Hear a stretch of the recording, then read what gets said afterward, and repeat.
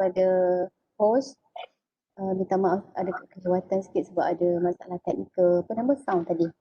Okey, selamat datang semua ke Wacana Suluh Falsafah. Siri kedua hari ini yang bertajuk Luqmanul Hakim dan Socrates, satu tanda tanya. Okey, sebelum kita memulakan majlis kita pada hari ini, marilah kita sama-sama membukanya dengan membaca kitab Al-Fatihah.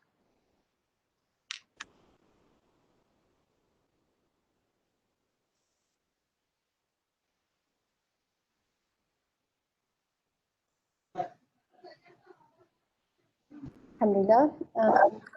Baiklah, siri wacana suluh falsafah kita kali kedua ini kita akan bawakan selama 1 jam setengah ataupun 90 minit bermula dari pukul 2, tentatif pukul 2.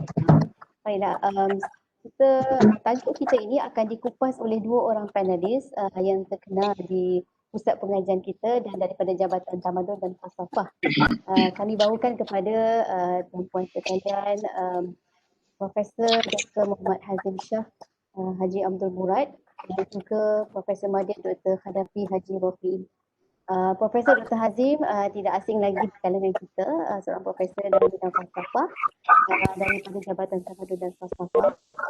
Kepakaran beliau adalah dalam bidang pengajian falsafah, sains, berkaitan dengan sains juga. Profesor Hazim bertugas di Universiti Raya Kuala Lumpur. Manakala panelis kita yang kedua iaitu Profesor Madya Dr. Khadafi Muhammad Khadafi Haji Rafi'i, merupakan pensyarah di Jabatan Tamadun dan Falsafah juga, dan kepakaran beliau adalah dalam bidang pengajian Quran dan juga dalam bidang pengurusan Islam. Okey, untuk tidak membuangkan masa, saya rasa saya nak serahkan terus kepada panelis kita. Tajuk kita ini iaitu bertajuk Luqmanul Hakim dan Socrates, satu tanda tanya. Kedua-dua personaliti ini iaitu Luqmanul Hakim dan juga Socrates sebenarnya tidak asing daripada ilmu dunia akademik kita. Dan terutamanya bagi orang-orang Islam, nama Luqmanul Hakim ataupun Luqman ini tidak asing kerana kalau kita baca Quran, memang ada satu surah yang khusus yang bernama surah Luqman dalam Al-Quran. Dan kita juga sudah terbiasa mendengar berkenaan yang sedikit sebanyak pesanan-pesanan Luqmanul Hakim di dalam surah tersebut. Cumanya kita mungkin tidak biasa dengan personaliti beliau. Kita mungkin tidak pernah didedahkan dengan siapakah sebenarnya Luqmanul Hakim ini. Di dalam tradisi sejarah Islam contohnya, kita tidak diketengahkan ataupun tidak pernah didedahkan dengan perbincangan-perbincangan khusus berkenaan dengan personaliti beliau. Manakala Socrates pula adalah seorang ahli falsafah yang terkenal, sama ada kita belajar falsafah ataupun tidak, kita akan biasa terdengar nama beliau. Jadi terdapat satu penulisan sebenarnya, sebuah buku yang ditulis oleh Muhammad Alexander. Kalau biasa dengar tuan-tuan biasa dengar, beliau pernah sebelum ini merupakan penulis bestseller buku bertajuk Ya'juj dan Ma'juj. Dan kali ini beliau menulis satu lagi buku baharu iaitu mengkaji berkenaan dengan personaliti Socrates dan Luqmanul Hakim, dan beliau cuba menjawab persoalan adakah mereka ini merupakan individu yang sama. Okey, jadi daripada buku tersebut mencetuskan idea untuk kita bawakan 2 orang tokoh daripada Jabatan Tamadun dan Falsafah untuk mengupas tajuk ini dan kita mengenali secara mendalam, dan mungkin daripada situ kita boleh membuat rumusan adakah Luqmanul Hakim seperti yang kita tahu menerusi surah Luqman dalam Al-Quran ada juga merupakan Socrates yang kita tahu seorang tokoh falsafah Yunani yang terkenal.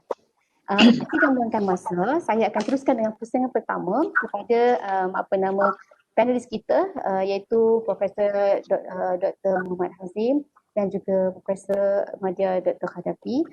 Pusingan pertama ni 30 minit. Kita akan beri masa kepada setiap ahli panel untuk menjawab dalam masa 15 minit. Okey, jadi soalan pertama ini saya tujukan kepada kedua-dua ahli panel. Saya minta supaya Dr. Khadafi untuk menjawab terlebih dahulu sebelum diikuti oleh Profesor Dr. Hazim. Soalannya adalah mudah sahaja. Siapakah Luqmanul Hakim? Untuk Profesor Dr. Khadafi jawab soalan ini. Silakan, terima kasih. Bismillahirrahmanirrahim. Assalamualaikum warahmatullahi wabarakatuh. Alhamdulillahirabbil alamin. Wassalatu wassalamu ala Rasulillahil amin wa ala alihi wa sahbihi ajma'in. Allahumma zidna ilma warzuqna fahma birahmatika ya arhamar rahimin. Yang dihormati pengurusi atau moderator kita pada petang ini, Al-Fadilah Dr. Rafidah, yang juga daripada Jabatan Tamadun dan Falsafah, yang saya muliakan penal gandingan saya pada petang ini, yang juga guru saya, Profesor Dr. Muhammad Hazim. Seterusnya kepada semua yang mengikuti siaran kita pada petang ini, semoga kita semua sentiasa dilimpahkan kurnia daripada Allah Subhanahu Wa Taala untuk cambahan ilmu yang mungkinnya saya bukanlah seorang yang agak arif dalam hal yang berkaitan tentang tajuk pada petang ini, tetapi sekurang-kurangnya saya cuba untuk memberikan sedikit huraian-huraian yang telah pun dikutip daripada pandangan para ulama berkaitan tentang Luqmanul Hakim ini. Nak bersilah sekejap boleh ke ahli panel? Sila. Boleh dah ahli panel, kedua-dua ahli panel on video? Terima kasih. Oh, boleh.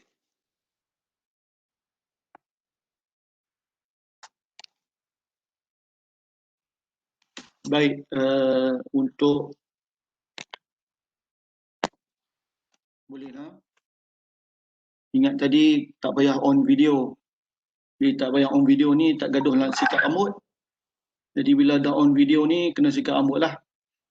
Jadi tuan-tuan dan perempuan, muslimin muslimat, sahabat-sahabat saya sekalian, insya-Allah bila berbicara tentang Luqmanul Hakim, yang kita tahu, yang maklum, bila sebut je Luqmanul Hakim ni, pada peringkat awalnya kalau kita tak mendalami Al-Quran ataupun kita tak pernah berbicara tentang apa yang disebut oleh Allah Ta'ala dalam Al-Quran, ataupun tidak pernah mendengar petikan-petikan daripada para ulama tentang Luqmanul Hakim, kita tak kenal siapa Luqmanul Hakim ni.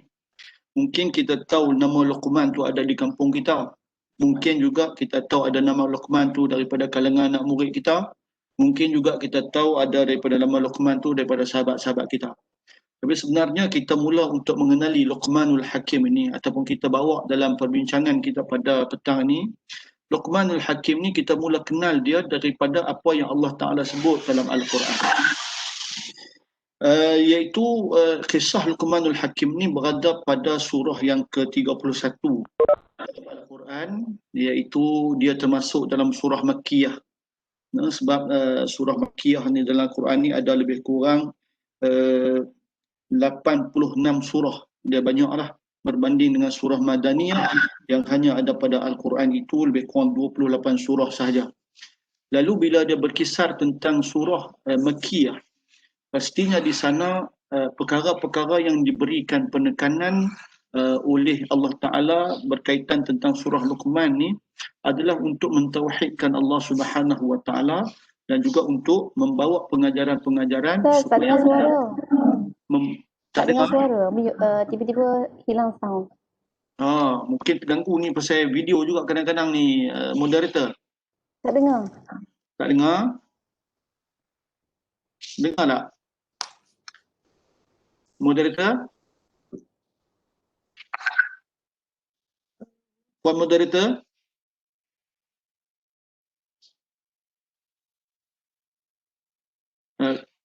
Yang lain dengar tak? Okey, baik. Dengar kuat. Okey, baik. Alhamdulillah. Jiran saya tu. Baik, tuan-tuan dan perempuan, muslimin muslimat, sahabat-sahabat saya sekalian. Jadi bila kita bicarakan tentang Luqmanul Hakim ni, cerita Luqmanul Hakim ni Allah Ta'ala sebut dalam surah Luqman. Surah Luqman ni ada lebih kurang 34 ayat, minta maaf. Ada 34 ayat menceritakan tentang surah Luqman. Tapi yang membawa kepada cerita surah Luqman ataupun Luqman itu sendiri daripada intipati yang ada dalam Al-Quran itu bermula daripada ayat yang ke-12 hingga ayat yang ke-19. Ini menceritakan tentang perihal Luqmanul Hakim. Adapun yang lebih pada itu adalah sampingan-sampingan yang Allah Ta'ala masukkan dalam kisah Luqmanul Hakim juga sebagai tatapan untuk pengajaran-pengajaran yang ada pada Luqmanul Hakim. Baik, bila kita sebut tentang Luqmanul Hakim, adakah nama dia Luqmanul Hakim? Seperti mana yang Puan Moderator inginkan tadi. Nah, jadi kita lihat dalam Al-Quran ni, bila disebut Luqmanul Hakim, maka ada daripada pembawaan Al-Quran yang mana Al-Quran ini menggunakan uslub menyebut nama. Umpamanya Nabi Allah Musa AS, Allah sebut nama dia jelas. Umpamanya Nabi-Nabi yang lain seperti Uzair, Allah Ta'ala juga sebut dengan jelas. Umpamanya juga Ibrahim, Ismail, Allah juga sebut dengan jelas. Tetapi tuan-tuan dan puan-puan sekalian, dalam Al-Quran ini juga ada uslub yang mana Allah Subhanahu Wa Ta'ala tidak menyebut nama dengan jelas, tetapi Allah gunakan gelaran dalam Al-Quran. Nah, Allah gunakan gelaran. Ini bersesuaianlah dengan apa yang Allah Ta'ala bawa dalam Al-Quran itu. Satu buku cerita yang mana kita boleh garap itu daripada pengajaran yang besar yang ada dalam Al-Quran itu yang lebih diutamakan. Jadi untuk nisbah bagi Luqmanul Hakim yang disebut dalam Al-Quran ini, disebut dengan Luqman itu sebenarnya adalah satu gelaran yang mana gelaran ini diberikan kepada seseorang daripada hamba Allah Subhanahu Wa Ta'ala yang mempunyai sifat-sifat yang Allah Ta'ala beri kemuliaan padanya melalui ilmu dan darjat. Itu yang ada pada Luqmanul Hakim. Maka apabila ulama-ulama membahaskan perkara ini, Allah Ta'ala datangkan gelaran-gelaran ini sebab ada daripada gelaran-gelaran ini yang sebenarnya satu daripadanya membawa kepada lebih untuk mengenali sifat yang ada pada gelaran tersebut. Satu. Yang keduanya memberi lebih kemuliaan kepada orang ataupun manusia yang dituju itu, difokuskan itu, berkenaan namanya. Ini yang sebab itu Allah Ta'ala bawa dengan satu gelaran. Yang ketiganya, Allah Ta'ala tidak menyebut dengan jelas nama itu kerana ada daripada perkara yang Allah Ta'ala sebut itu dalam Al-Quran, kadang-kalanya tak perlu diketahui nama dan menunjukkan keburukan lagi padanya. Umpamanya Allah Ta'ala menyebut tentang gelaran Fir'aun dalam Al-Quran. Allah Ta'ala tak sebut nama, tapi Allah Ta'ala sebut dengan gelaran. Fir'aun yang mana satu gelaran yang dikenali ramai. Selalunya dalam Al-Quran ni bila dibawa satu nama, maka pastinya nama itu adalah satu nama ataupun gelaran yang digunakan ataupun yang dimaklumi oleh ahli masyarakat yang membincangkan perkara tersebut. Waktu mana turunnya wahyu. Maknanya Luqmanul Hakim ini adalah satu daripada gelaran yang disebut-sebut oleh orang-orang Arab pada ketika itu dan masyarakat dunia pada ketika itu dengan nama ataupun dengan gelaran tersebut. Jadi Allah Ta'ala akan gunakan ataupun ambil gelaran ini sebab dia sudah dimaklumi. Ini yang disebut oleh Imam Maraghi dalam tafsir dia. Sebab perkataan itu diguna pakai supaya mana lebih menunjukkan kejelasan supaya dapat dipahami oleh masyarakat pada ketika itu. Nah, ini sebab itulah timbulnya nama Luqmanul Hakim ini juga dan juga nama-nama lain yang ada dalam Al-Quran.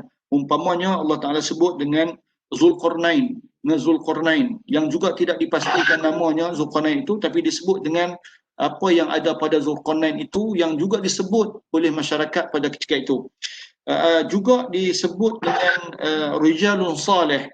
Ini berkisah tentang kisah Nabi Allah Sulaiman alaihissalam. Nah, ketika mana dia inginkan singhasana Puteri Balqis itu diubah daripada Yaman nak sampai ke Baitul Muqaddas, maka pada ketika itu Allah nisbahkan seorang laki-laki Rijalun Saleh yang melaksanakan tugas tersebut. Dan juga ada ketika Allah Ta'ala gunakan gelaran-gelaran yang buruk disebabkan sifat yang ada pada seseorang itu. Umpamanya Allah Ta'ala gunakan satu nisbah kepada Abu Lahab. Abu Lahab itu sendiri. Allah panggil Abu Lahab. Sedangkan nama dia bukan Abu Lahab. Nama dia Abdul Uzza. Tapi Allah panggil Abu Lahab itu sebab apa? Sebab nak menggambarkan keburukan yang ada pada Abu Lahab itu. Dan begitu juga yang lain.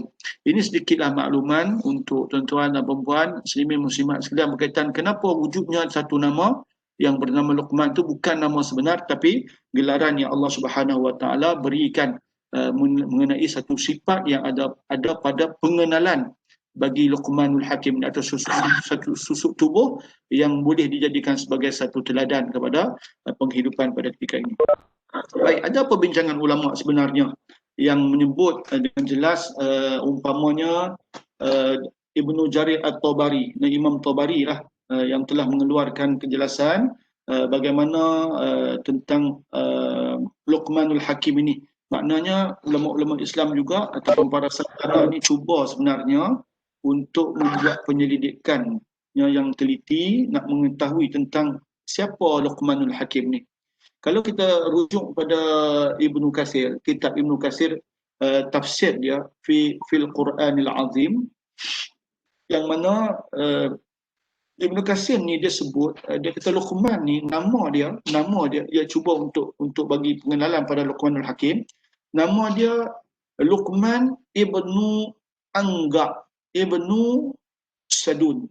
Ini pandangan daripada Ibnu Katsir. Ada juga pandangan lain yang turut dibawa oleh Ibnu Katsir dalam kitab dia, iaitu dalam Bidayah wan Nihayah juga disebut bahawasanya Luqman ni nama dia Luqman ibnu Taran. Yang mana beliau ni Luqman ibnu Taran ni atau Luqman ibnu Angqa ini, Ibnu Sadun ini, dia berasal daripada Ailah, iaitu satu wilayah yang ada di Jerusalem. Ini pandangan daripada yang dikutip daripada Ibnu Katsir, yang mana kata Ibnu Katsir lagi, Luqman ini juga pada satu ketika beliau menjawat jawatan sebagai qadi di satu tempat, iaitu berlaku pada zaman kewujudan ataupun zaman yang serupa dengan Nabi Allah Daud alaihi salam. Ini yang kalau kita rujuk dalam kitab Bidayatun wan Nihayah. Begitu. Ada pandangan-pandangan lain yang juga dibawa. Seperti mana kata Muhammad bin Ishaq, ahli sejarah, ahli sirah, yang mana beliau menyebut Luqman ni nama dia Luqman bin Ba'urah bin Nahur bin Tarih. Ini satu pandangan. Berkatalah Imam Suhaili kata Luqman ni nama dia Luqman bin Anqa bin Tharun, serupa dengan apa yang disebut oleh Ibnu Katsir, yang berasal daripada Ailah. Kata Imam Zamarkashi, beliau menyebut Luqman itu nama dia sebenar Luqman bin Ba'urah bin Ukhti Ayub ataupun Ibnu Khalatih. Ini beliau ini hidup lama, panjang, kata Imam Zarkashi, umur dia sampai 1000 tahun, yang mana beliau sempat bertemu dengan Nabi Allah Daud alaihi salam. Ini di antara pandangan-pandangan yang ada dalam kitab-kitab para ulama Islam yang cuba untuk membawa perkara-perkara ataupun membawa pengenalan kepada Luqmanul Hakim ini. Sebab kalau kita rujuk juga pada tafsir ini, iaitu tafsir yang bersifat tafsir ma'thur, tafsir yang diambil daripada riwayat-riwayat Nabi kita sallallahu alaihi wasallam, dan juga pandangan-pandangan daripada bukan ahli kitab, beliau lebih jelas menyebut Luqman itu bukan nama sebenar bagi dia, tapi satu gelaran yang mana bagi Luqman ini disebut dengan nama Anqa bin Tharun. Beliau menyebut Anqa bin Tharun. Itu yang disebut oleh Imam Tabari, yang mengambil satu pandangan. Tapi kejelasan nama ini sebenarnya, sahabat-sahabat sekalian, tuan-tuan dan puan, muslimin muslimat yang dirahmati Allah, bukanlah satu ketetapan yang jelas dan pasti. Kerana ini juga satu daripada andaian-andaian yang dilaksanakan oleh para ulama untuk mengenal siapa Luqman al-Hakim ini yang sebenarnya. Jadi walau macam mana pun, sifat yang cuba nak diterapkan ataupun yang cuba dibawa oleh para ulama kita ni nak menggambarkan apa yang ada pada Luqmanul Hakim ni, dia beritahu bahawa Luqmanul Hakim ini dia bukanlah orang Yunan yang sebenarnya, sebab dia sebenarnya seorang hamba abdi, yang mana dia berasal daripada Namibia. Ada yang kata daripada Namibia, ada yang menyebut dia daripada Nubia, satu sempadan ataupun satu wilayah yang berada di antara sempadan selatan Mesir dengan Sudan, itu di Nubia. Ini di antara pandangan-pandangan para ulama juga. Dan kata Imam Sufyan Tsauri, dia sebut bahawa diambil daripada satu sultan melalui Ikramah bahawasanya Ibnu Abbas telah berkata, Luqmanul Hakim itu ataupun Luqman itu adalah seorang hamba sahaya dari Habsyah dan seorang yang mahir bertukang, iaitu tukang kayu lah. Jabir bin Abdullah, kata Imam Tsauri, Luqman ini adalah seorang lelaki yang bertubuh pendek dan berhidung pesek serta berasal daripada Naubah, satu wilayah yang panas di satu tempat di antara Sudan dan juga Mesir itu. Ini di antara apa yang juga disebut oleh para ulama berkaitan tentang Luqmanul Hakim. Tapi jelas dalam riwayat Imam Tabari bahawasanya beliau menyebut satu riwayat daripada hadis yang mana telah dinukilkan hadis ini, beliau menyebut bahawa Luqman itu keadaan dia berkulit hitam, berambut kerinting, mempunyai bibir yang tebal atas dan bawahnya, dan mempunyai kaki yang besar, yang tebal dan besar. Ini yang cuba disifatkan ataupun digambarkan oleh Imam Tabari dalam tafsir dia, tafsir Tabari.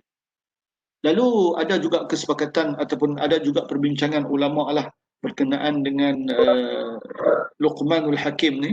Adakah dia ini seorang nabi ataupun bukan seorang nabi? Jadi kebanyakan daripada para sarjana Islam yang telah mencungkil banyak daripada riwayat-riwayat ini mengatakan bahawa Luqmanul Hakim ini bukan seorang nabi. Malahan dia adalah seorang lelaki yang soleh yang Allah Ta'ala angkat darjatnya disebabkan pembawakannya yang berteraskan kepada agama Allah Subhanahu Wa Ta'ala ini, yang mana beliau akan memberikan banyak pandangan-pandangan daripada pemikirannya yang bernas, iaitu yang didapati daripada pembawakan ajaran-ajaran yang betul dan benar, iaitu ajaran mengesahkan Allah Subhanahu Wa Ta'ala. Jadi di sini disebut oleh kebanyakan daripada imam-imam kita ataupun ulama-ulama Islam seperti Ibnu Katsir sendiri yang mengatakan dia seorang hamba yang soleh, ya, bukan nabi. Begitu juga yang disebut oleh Imam Nawawi rahimallahu taala anhu, bahawasanya daripada kalangan para ulama, kata Imam Nawawi, yang bersepakat secara ramai mengatakan dia bukan nabi, tetapi ada juga pandangan yang sedikit mengatakan dia adalah nabi yang diutuskan oleh Allah Taala kepada kaum yang ada pada tempat wilayah beradanya Luqmanul Hakim pada ketika itu. Jadi setelah kita melihat dan mentarjihkan benda-benda begini, bahawasanya kita lebih cenderung seperti mana yang telah diutarakan oleh ramai daripada kalangan para sarjana ini, yang mana mereka lebih kita mengatakan bahawa Luqmanul Hakim ni adalah seorang lelaki yang saleh dan dianya bukan seorang nabi. Ini yang lebih ditarjihkan oleh ramai daripada para ulama, yang boleh juga kita lihat dalam satu fatwa daripada Mesir rujuk fatwa Darul Ifta di Mesir yang bernombor 9211, yang tuan-tuan dan puan-puan boleh rujuk pada dia untuk memperlihatkan lagi lebih kejelasan kepada Luqmanul Hakim ni. Jadi tuan-tuan dan puan-puan muslimin muslimat yang dirahmati Allah, sahabat-sahabat saya sekalian, bahawasanya sekarang ini kita cuba untuk meletakkan Luqmanul Hakim ini adalah salah seorang hamba Allah yang hidup pada satu zaman yang mana ada pandangan mengatakan beliau hidup pada zaman Nabi Allah Daud alaihi salam. Jadi kalau Nabi Allah Daud alaihi salam ni maknanya dia hidup lebih awal daripada zaman Sokrates. Ini sebab Sokrates dan Nabi Allah Daud ni dia masa dia tidak sama. Dia lebih mendahului Nabi Allah Daud alaihi salam. Tapi kalau inilah benar, maknanya di sini Luqmanul Hakim bolehlah dinisbahkan bukan Sokrates. Ini yang kita ambil daripada pandangan para sarjana kita. Ini kalau benar dia adalah seorang yang hidup pada zaman Nabi Allah Daud alaihi salam. Tetapi ada daripada kalangan para ulama juga yang menyebut seperti Syekh Husin Nas. Syekh Husin Nas dia sebut bahawa Luqman hidup zaman Nabi Daud. Ada beberapa orang lagi seperti mana Syarastani, Imam Syarastani ni dia menyebut bahawa Luqmanul Hakim ini ialah bernama Empedocles. Empedocles, dia lebih suka Empedocles itu dinisbahkan sebagai Luqmanul Hakim. Kenapa? Kerana bagi dia ada tujuh orang yang hebat pada waktu Yunan ni, yang diutamakan mereka itu sebagai tujuh ahli ilmu ataupun dinamakan hukama usaba'ah. Yang pertamanya Thales pada tahun 620 hingga tahun 540 sebelum Masihi. Kemudian Anaximenes pada tahun 584 hingga 528 Masihi. Kemudian Pythagoras pada tahun 570 hingga 480 sebelum Masihi. Kemudian Anaxagoras pada tahun 500 Masihi hingga 500 sebelum Masihi hingga 428 sebelum Masihi. Dan yang kelimanya Empedocles, iaitu pada tahun 495 sebelum Masihi hingga 435 sebelum Masihi, dan diikuti dengan Socrates pada tahun 469 sebelum Masihi hingga 399 sebelum Masihi, dan seterusnya yang ketujuh ialah Plato pada tahun 427 sebelum Masihi hingga 347 Masihi. Jadi kata Syarastani, beliau lebih memberikan satu tujahan dalam kajian yang mengatakan bahawasanya yang dianggap sebagai Luqmanul Hakim itu adalah Empedocles. Ini yang disebut oleh Syarastani. Tapi walau macam mana pun, sahabat-sahabat sekalian, ada juga daripada sarjana barat yang saya cuba petikkan sedikit. Beliau menyebut bahawa, atau mereka ini menyebut bahawa Luqman itu ialah Aesop, seorang daripada ahli falsafah Yunan yang hidup pada abad yang ke-6 sebelum Masihi. Ini pandangan daripada sarjana-sarjana barat, sarjana Eropah, yang juga mereka melakukan pengkajian berkaitan tentang Luqmanul Hakim ini. Namun begitu, bagi kita sebagai umat Islam ini, kita mempercayai bahawasanya kewujudan satu susuk tubuh yang diberikan gelaran oleh Allah Subhanahu Wa Taala, iaitu Luqman. Luqman ini, yang mana Luqman ini diceritakan dalam Al-Quran, maka wajib bagi kita percaya wujudnya susuk tubuh ini, di mana untuk meletakkan sama ada Luqman itu adalah Socrates ataupun Luqman itu yang lain daripada Socrates itu, perlulah dilakukan lebih lagi kajian-kajian lanjutan untuk mendapatkan lebih kefahaman pada dia. Walaupun begitu, tuan-tuan dan puan muslimin muslimat yang dirahmati Allah, apa juga yang ada daripada ketetapan Luqmanul Hakim ini, dia tidaklah memberikan suatu kesan yang besar sekalipun. Walaupun kita katakan dia adalah Socrates ataupun dia bukan Socrates, itu bukanlah menjadi satu perkara yang boleh menjatuhkan akidah kita atau sebagainya. Tapi percaya bahawasanya kewujudan susuk tubuh itu yang telah diberikan pujian oleh Allah Ta'ala itu membawa kepada satu keimanan pada kita. Tidak mempercayai kewujudan Luqmanul Hakim itulah yang akan membawa kepada kebincangan akidah kita, kerana dia membabitkan kita tidak apa yang dibawa oleh Muhammad sallallahu alaihi wasallam dan juga apa yang dinyatakan oleh Allah Subhanahu Wa Taala dalam Al-Quran. Jadi saya rasa tuan-tuan dan puan muslimin muslimat yang dirahmati Allah, itu sedikitlah daripada apa yang kita nak sebutkan di sini, dan sedikit pada dia daripada apa yang telah saya congkilkan untuk maklumat tuan dan puan muslimin muslimat yang dirahmati Allah. Jadi saya serahlah kembali kepada moderator kita, Dr. Rafidah.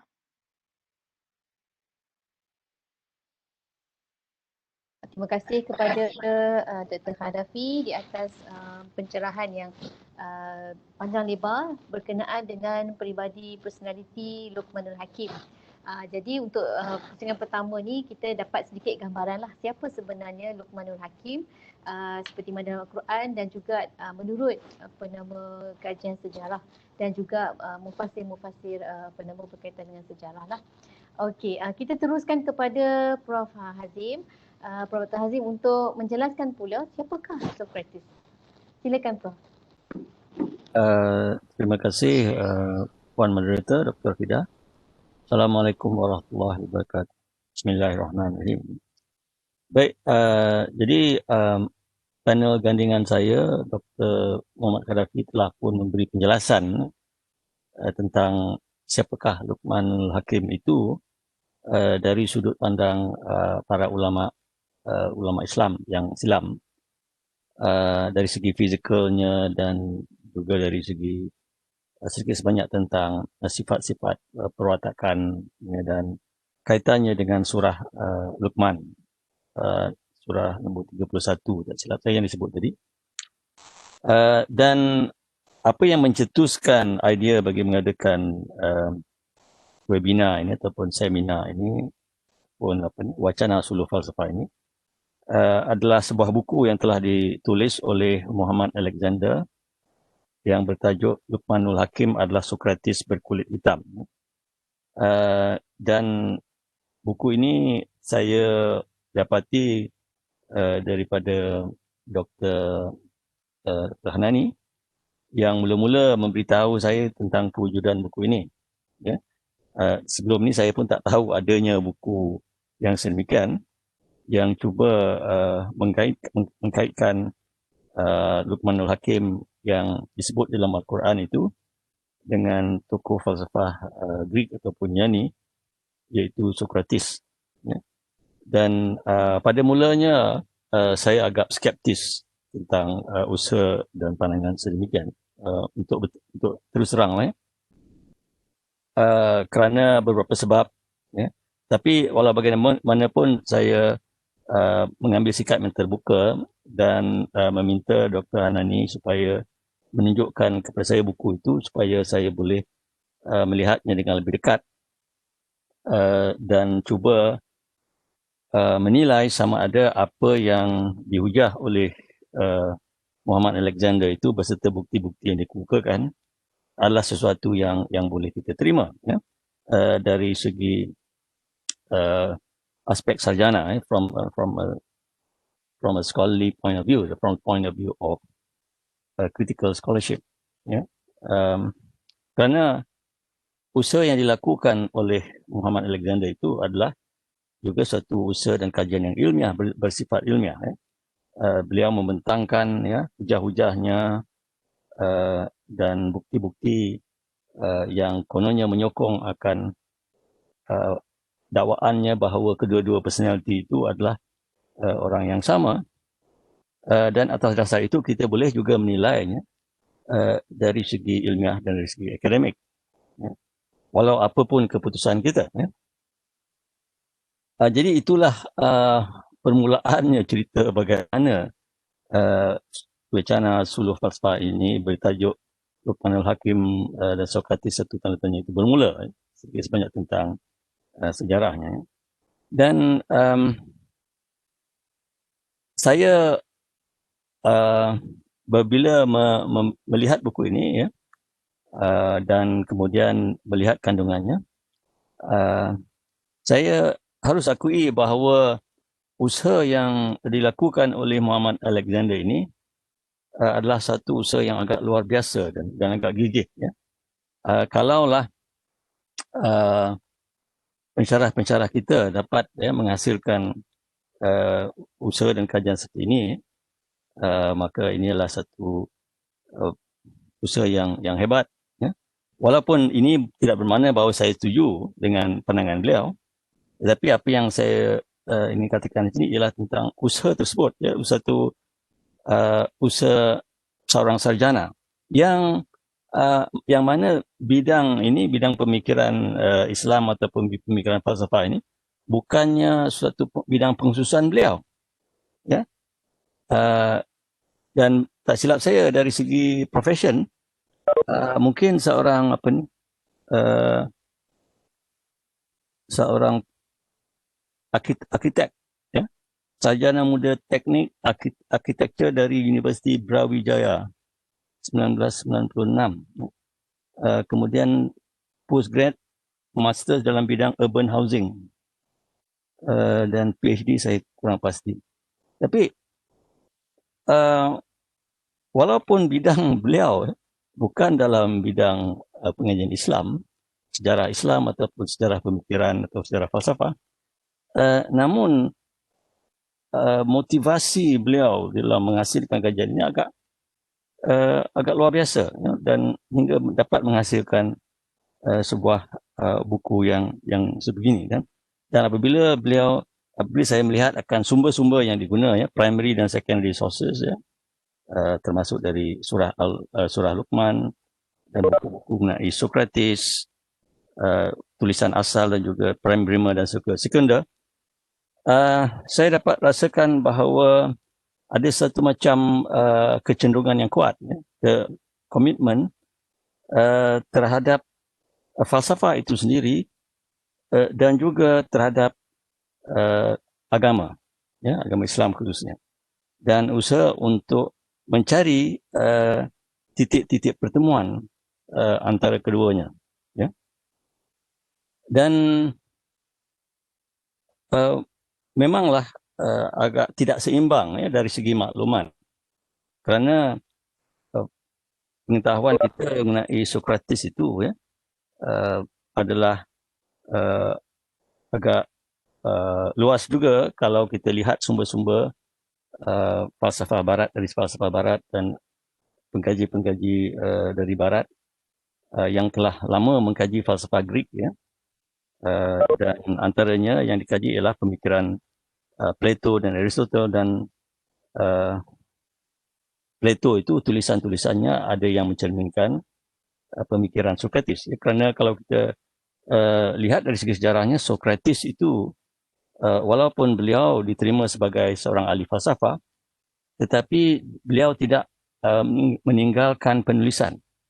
Ya, itu satu perkara mengenai Socrates yang berbeza daripada anak-anak muridnya seperti Plato dan Aristotle yang banyak meninggalkan penulisan-penulisan mereka, ya, yang diberi gelaran dengan tajuk-tajuk tertentu, seperti misalnya dalam tulisan-tulisan Plato itu, The Dialogues of Plato, disebut chapters-chaptersnya dengan tajuk-tajuk tertentu seperti The Republic, dalam Political Philosophy, Euthyphro, Phaedo, dan lain-lain lagi. Tetapi bagi seorang ahli falsafah yang terkemuka seperti Socrates, beliau tidak meninggalkan apa-apa penulisan.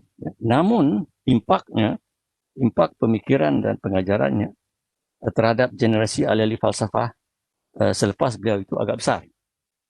Ya. So dalam penulisan Plato umpamanya banyak disebut tentang Socrates, ataupun dialognya menampakkan nama Socrates itu, dan besar kemungkinan bahawa itu adalah suara Socrates sendiri dari segi idea-idea sebagainya.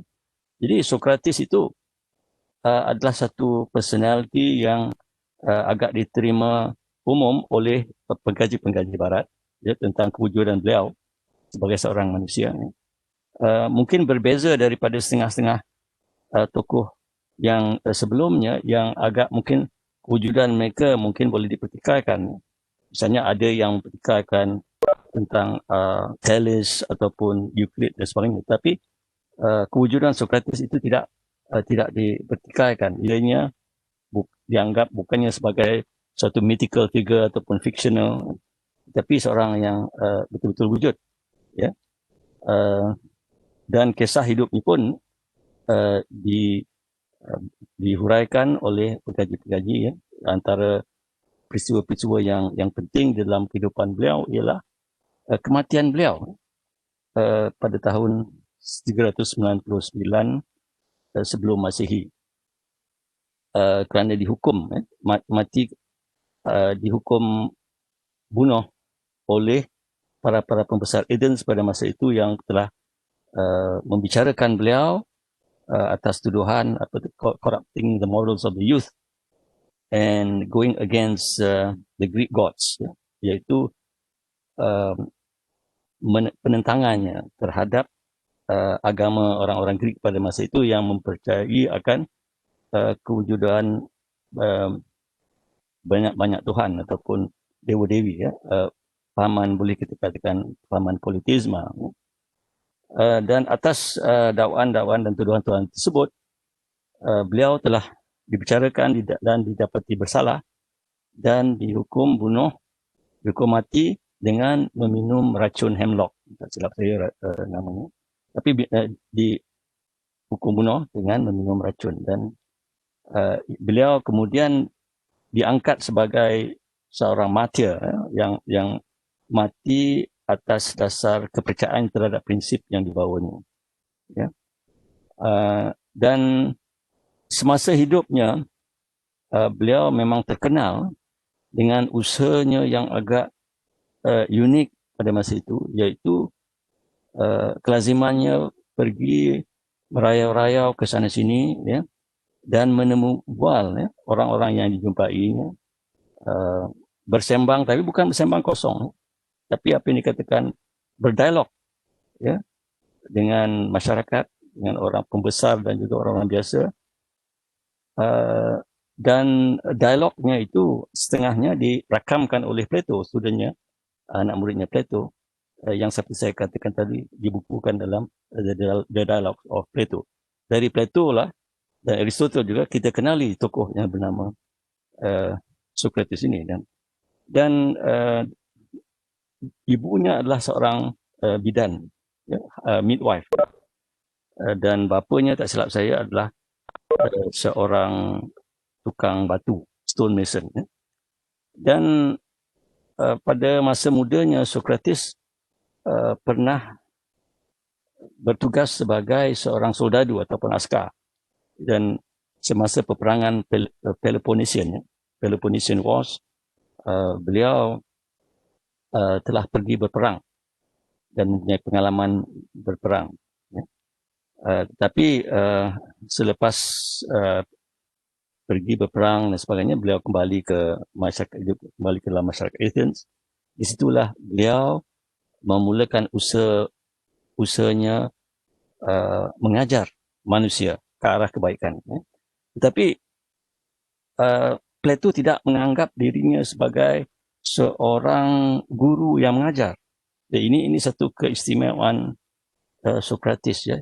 Hikmah yang dibawanya itu bukan dalam bentuk sebagai seorang guru yang mengajar kepada muridnya, tetapi beliau menganggap bahawa dirinya itu serupa seperti menjalankan tugas yang dijalankan oleh ibunya, iaitu seorang bidan. Cuma bezanya itu, bagi seorang bidan dia melahirkan anak secara fizikal, ataupun membantu kelahiran anak secara fizikal. Tetapi bagi Socrates, dia membuat analogi itu kerana dia menganggap bahawa dirinya juga cuba membawa sesuatu ke dunia ini dari seseorang individu itu. Ya, jadi ia cuba membantu seseorang individu itu melahirkan quotes unquote anaknya sendiri ataupun ideanya sendiri, ya, kesedarannya sendiri ke alam ini, ke alam nyata ini. Dan dengan itu beliau menganggap dirinya bukan sebagai seorang guru, tetapi sebagai seorang facilitator, ya. Kerana kalau kita lihat pandangan Socrates tentang pendidikan itu, beliau mempunyai satu teori dipanggil theory of recollection, ya. Tak silap saya ada disebut di dalam beberapa dialognya, seperti mungkin dialog bertajuk, saya tak ingat lagi namanya, tapi anak muridnya tak silap saya seorangnya ialah Zeno, tak silap saya, ya. Ataupun Mino mungkin. Jadi theory of recollection ni mengatakan bahawa seseorang itu sebenarnya sudah pun mempunyai ilmu di dalam jiwanya sebelum kelahirannya. Jadi di dalam hal ini Socrates bukan seorang empirisis, satu juga Plato bukan seorang empirisis. Dan cuma ianya terpendam dalam diri seseorang itu dan harus dibawa ke permukaan. Jadi ini theory of recollection, supaya kita mengingat semula akan apa yang sudah wujud secara azali di dalam jiwa kita ataupun dalam roh kita. Dan dengan itu Socrates cuba mengingatkan kita kembali akan apa yang sudah pun menjadi pengetahuan kita di alam sebelum alam kelahiran kita di dunia ini, ya. Jadi di situ tugas Socrates ialah cuma untuk menyungkil kesedaran itu dari dalam diri kita, supaya kita mempunyai pengetahuan yang secara sedar, bukan secara subconscious, ya. Dan di situlah saya rasa keistimewaan Sokrates sebagai seorang guru. Ya, kerana beliau tidak meletakkan dirinya ke hadapan. Ya, dan beliau tidak mementingkan dirinya. Tetapi beliau lebih mementingkan orang yang cuba dibantu kan itu, supaya mendapat menemui hakikat yang sudah pun berada dalam diri seorang itu. Ya. Dan beliau ada kata-kata hikmah dari beliau yang sehingga ini disebut orang ya, seperti kata-katanya seperti beliau adalah kalaupun beliau dianggap seorang yang berilmu dan berhikmah, ialah kerana kesedarannya bahawa beliau tidak mengetahui apa-apa. Ya. Jadi beliau begitu merendah diri ya tentang diri sendiri ya. Dan dianggap itu bukan atas dasar apa-apa tapi atas dasar hakikat ilmu dan diri sendiri ya. Kerana beliau menganggap kerana ada yang telah mengatakan kepada beliau bahawa the Delphi Oracle ya, kerana di dalam masyarakat Yunani pada masa itu ada dipanggil Oracle yang mereka di suatu kuil ya, temple yang kalau mereka ada masalah mereka akan pergi ke tempat ibadah ini dan bertanyakan soalan dan mengharap mendapatkan jawapan, dan ini dipanggil Delphi Oracle ya. Jadi bila ada yang bertanya kepada Delphi Oracle ni, who is the wisest man in the world? Dan jawapannya ialah Socrates. Dan apabila jawapan ini diberitahu kepada Socrates, Socrates tidak berbangga diri ya. Kalau kebiasaannya ya, orang kalau diberitahu bahawa dialah yang paling bijaksana sekali di dunia ini, sudah tentu rasa bangga diri ya. Tetapi apakah jawapan Socrates bila dia diberitahu bahawa Delphi Oracle mengatakan bahawa Socrates is the wisest man in the world? Dia kata,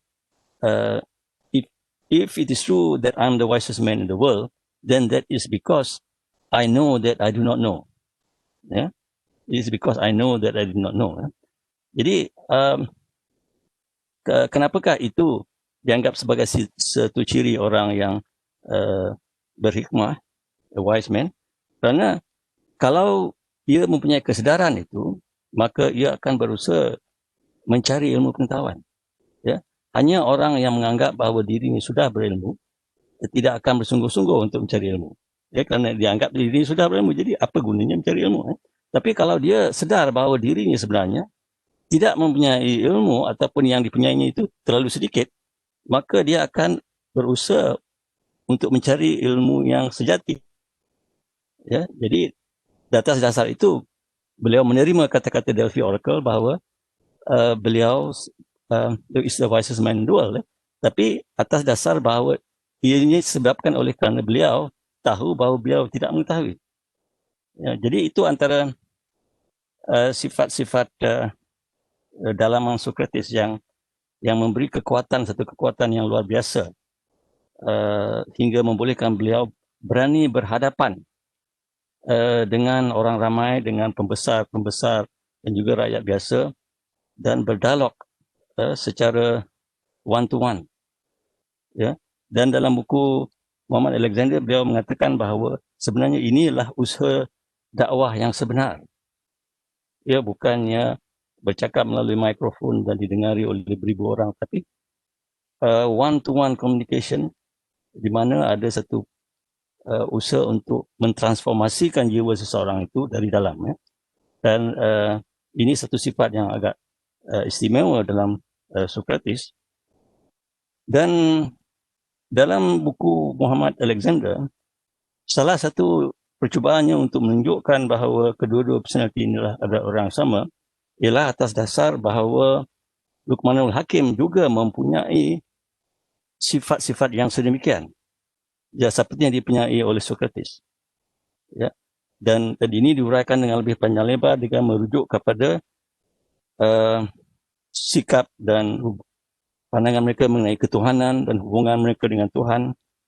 Dan lebih-lebih lagi di dalam salah satu dialog Socrates yang diberi nama Phaedo, di mana di situ Socrates membincangkan tentang sifat ruh manusia itu, dan where he made an argument about the immortality of the soul, ya, dan tentang kehidupan selepas kematian fizikal.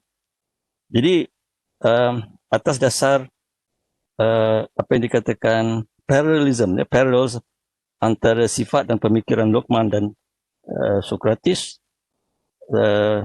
dan juga atas dasar persamaan fizikal, maka Muhammad Alexander membuat kesimpulan bahawa mereka adalah personality yang sama. Tapi saya rasa hujah-hujah yang dikemukakan itu adalah bersifat hujah-hujah circumstantial ataupun tidak langsung. Dan bagi saya pribadi, saya tidak yakin bahawa mereka adalah personality yang sama.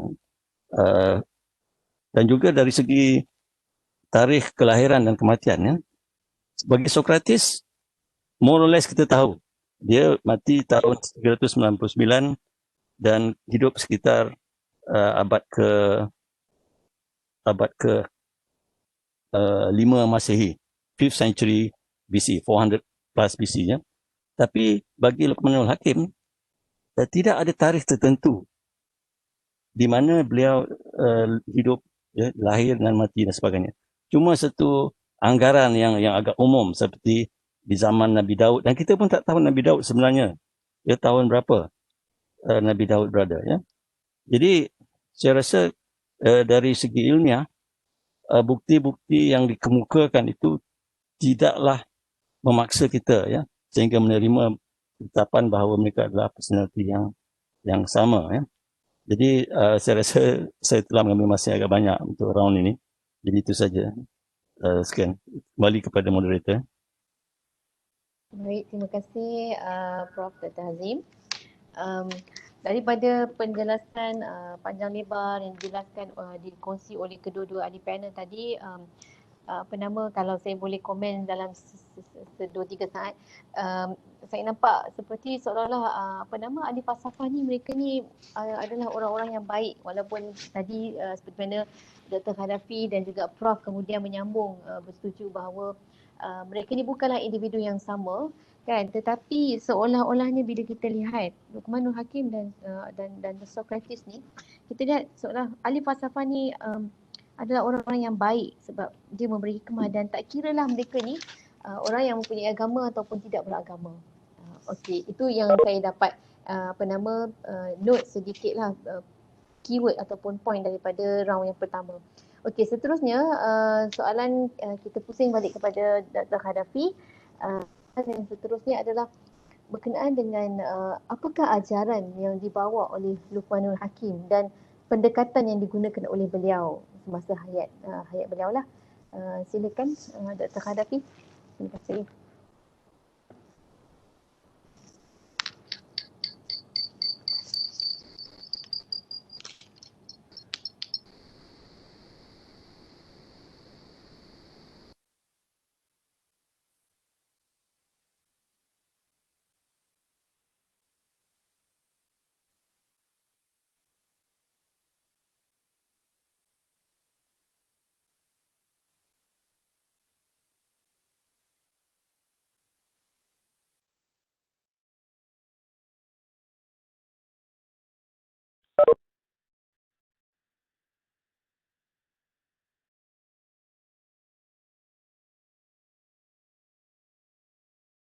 Tak Hanafi mute tu, tolong. Saya minta maaf. Minta maaf sahabat-sahabat sekalian. Saya yang bermasalah pun, saya diam, saya tak tegur. Ya, saya pun tak nampak. Terima kasih Pak Moderator. Dan Punya memang pakai tak dengar. baik tuan-tuan dan puan muslimin muslimat yang dirahmati Allah. Terima kasih kepada moderator mengusulkan apakah ajaran yang dibawa oleh Luqmanul Hakim. Jadi bila kita mengimbau kepada apa yang Allah Ta'ala sebut dalam Al-Quran, maka jelas bagi kita sebenarnya ajaran yang dibawa oleh Luqmanul Hakim ini adalah satu ajaran yang Allah Ta'ala redha. Sebab tu Allah Ta'ala beri suatu yang jelas seperti mana Allah Ta'ala sebut dalam Al-Quran dalam surah Luqman, وَلَقَدْ آتَيْنَا لُقْمَانَ الْحِكْمَةَ أَنِ اشْكُرْ لِلَّهِ. suatu dalam ayat 12 ni Allah Ta'ala telah bagi satu daripada pujian, pujian yang jelas kepada Luqmanul Hakim. Luqman ini, Al-Hakim ni kita tambah sebenarnya. Luqman ni Allah Ta'ala kata wa iz ataina Luqmanal hikmah, dan telah pun diberikan kepada Luqman itu satu daripada hikmah, kebijaksanaan, kecerdikan, kepetahan dan sebagainya. Jadi maknanya di sini ajaran yang dibawa oleh Luqmanul Hakim adalah ajaran yang Allah. Ajaran ini juga yang serupa di Nabi-Nabi yang diutuskan oleh Allah Subhanahu Wa Taala. Itu jelas. Sebab bila kita mengimbau kepada ayat-ayat yang Allah Ta'ala turunkan perihal dengan Luqmanul Hakim daripada ayat yang pertama surah Luqman hingga ayat yang ke-34, dan apatah lagi secara khusus kepada Luqmanul Hakim pada ayat yang ke-12 hingga ayat yang ke-19 ni, di sana ada tiga, ataupun kita rungkaikan ada tiga fokus besar yang telah pun disebut dengan jelas oleh Luqmanul Hakim. Iaitu yang pertama berkaitan tentang tauhid, iaitu akidah. Yang mana Luqmanul Hakim memberikan nasihat kepada anak dia ni, yang juga kepada kita sebenarnya, supaya mana menyembah Allah yang Esa. Jangan menyekutukan Allah. Jangan menduakan Allah Subhanahu Wa Taala. Elakkan ajaran ataupun bawaan Luqman ni dilihat jelas serupa dengan semua ajaran Nabi-Nabi dan Rasul-Rasul yang bermula daripada Nabi Adam alaihi salam sampailah kepada Nabi kita Muhammad sallallahu alaihi wasallam. Semuanya mengajak untuk memberikan keesaan ataupun mentauhidkan Allah Subhanahu Wa Taala. Itu jelas. Yang keduanya, apa yang ada dalam ajaran Luqmanul Hakim, iaitu berkisah tentang syariah ataupun pelaksanaan, iaitu yang mengajak untuk menunaikan solat. Itu termasuk dalam hal-hal yang berkaitan tentang proses dalam penghidupan sebagai seorang yang beriman kepada Allah Subhanahu Wa Taala. Yang ini juga dibawa oleh Rasul-Rasul dan Nabi-Nabi, yang jelas mengajak anaknya, ya bunayya aqimis solah, wahai anakku, dirikan kamu sembahyang, solat. Iaitu solat ini dalam arti kata hanya menyembah Allah Subhanahu Wa Taala dan tidak menyembah yang lain. Jadi konsep yang kedua ni juga ada dalam pembawaan Luqman yang serupa dengan pembawaan Rasul-Rasul dan Nabi-Nabi. Yang ketiganya, pembawaan Luqmanul Hakim adalah berkisah tentang akhlak. Dan iaitu berkaitan tentang pembentukan budi pekerti kepada anaknya ni, ataupun dikatakan kepada murid-muridnya, lebih diutamakan begitu, ataupun kepada pendengar-pendengar pada ketika itu yang diajak oleh Luqman secara jelas supaya mana membina diri sebagai seorang yang beribadah, seorang hamba kepada Allah Subhanahu Wa Taala yang mestinya mempunyai budi pekerti yang mulia. Dan ini juga satu daripada ajaran yang dibawa oleh Rasul-Rasul dan Nabi-Nabi, yang mana jelas seperti yang disebut oleh Nabi Muhammad sallallahu alaihi wasallam, innama bu'ithu liutammima makarimal akhlaq. Sesungguhnya aku diutuskan, dibangunkan, dibangkitkan, diadakan dalam muka bumi ini untuk membangunkan akhlak-akhlak manusia, untuk memperkukuhkan akhlak mereka supaya mana sesuai dengan apa yang Allah Ta'ala kehendaki bagi seorang yang jenis manusia ini, dengan ketetapan-ketetapan yang Allah berikan kepada kita. Jadi tiga perkara besar ni ada dalam ajaran yang dibawa oleh Luqmanul Hakim. Jadi tuan-tuan dan puan-puan muslimin muslimat yang dirahmati Allah, saya juga ada membuat sedikit saringan lah daripada ayat-ayat ataupun daripada surah Luqman ini, daripada ayat pertama sampai ayat ke-34 ni. Banyak sekali nasihat-nasihat sebenarnya yang dibawa oleh Luqman. Jadi Luqman ni bila dia banyak memberikan nasihat-nasihat ini, inilah salah satu daripada jalan yang Nabi kita Muhammad sallallahu alaihi wasallam dan Rasul-Rasul dulu. Sebab Nabi menyebut juga ad-dinun nasihah. Agama ini ataupun Islam ini adalah satu nasihat. Jadi jelas di situ pembawaan yang dibawa oleh Luqmanul Hakim menggunakan nasihat-nasihat ini. Dan ini pun antara salah satu tata cara yang paling banyak sekali digunakan oleh Nabi kita dan Rasul-Rasul yang lain, dalam membawa manusia agar mana mereka ini berada pada landasan yang tepat dan yang betul seperti mana yang Allah Subhanahu Wa Taala kehendaki. Cumanya mungkin Luqmanul Hakim ni oleh kerana dia tidak serupa dengan nabi-nabi dan rasul-rasul yang lain. Seumpamanya Nabi Allah Sulaiman yang ada kerajaan, Nabi Allah Yusuf juga menjadi seorang pembesar, Nabi Muhammad sendiri pun yang mana dia ada satu kerajaan, satu pimpinan yang memimpin seluruh umat dan mempunyai satu negara untuk ditunjukkan contoh. Maka waktu ini kita melihat apa yang pada Nabi-Nabi dan Rasul ini mungkin lebih besar, lebih lebar lagi tata cara yang dibawa oleh mereka dengan kesesuaian yang ada pada anugerah Allah Ta'ala tersebut. Tapi bagi Luqmanul Hakim mungkin oleh kerana dia tidak mempunyai kelebihan dan kenikmatan tersebut, bukanlah sebagai seorang pemimpin, bukanlah sebagai seorang pemerintah, bukanlah sebagai seorang raja, dia hanya mungkin seperti yang kita ungkapkan daripada hadis-hadis, beliau mungkin adalah seorang hamba yang hanya mungkin ada had pada kebebasan dia, had pada keupayaan dia untuk berhadapan dengan yang lebih besar. Sebab itu Allah Ta'ala ceritakan di sini, dia menyebut tentang perkara-perkara yang membabitkan keupayaan dia, iaitu ya bunayya, wahai anakku. Maknanya mungkin pada ketika ini keupayaan yang diberikan kepada Luqman hanya sekadar itu. Maknanya dia hanya boleh memberikan nasihat-nasihat kepada orang-orang yang mampu berikan. Tidak kepada peringkat yang lebih besar seperti mana nabi-nabi dan rasul-rasul yang lain ataupun pimpinan-pimpinan yang lain yang mempunyai kuasa. Yang mereka ini seumpamanya Nabi Muhammad SAW mampu untuk berdakwah dengan cara mengirimkan surat, dengan cara berhadapan dengan pembesar-pembesar dan sebagainya. Ini salah satu daripada fokus juga yang perlu kita lihat, yang mana kadar yang ada pada Luqman ni sekadar kemampuan yang ada pada dia. Tetapi dalam waktu yang sama dia tetap juga telah memberikan suatu pengajaran yang menepati sebenarnya atas apa yang Allah Ta'ala kehendaki. Sebab tu saya ungkaikan ada beberapa daripada nasihat Luqmanul Hakim yang kita boleh tengok pada dia, walaupun dia sudah lebih lama daripada Nabi kita Muhammad sallallahu alaihi wasallam. Umpamanya disebutkan di sini, dia menceritakan tentang wahai anakku, dia kata, perhatikanlah dirimu dalam kepekatan malam semasa engkau bersolat dan ataupun tidur, di dalam tabiran tidur tersebut, yang mana kau meninggalkan perkara-perkara yang buruk dan terimalah perkara-perkara yang baik. Kemudian disebut juga, wahai anakku, dia kata, jangan derhaka. Dan ini proses pembinaan kepada anak tadi, jangan memberhaka kepada ibu bapa, jangan berhaka kepada yang perlu dihormati. Wahai anakku, jangan kamu menyengutukan Allah.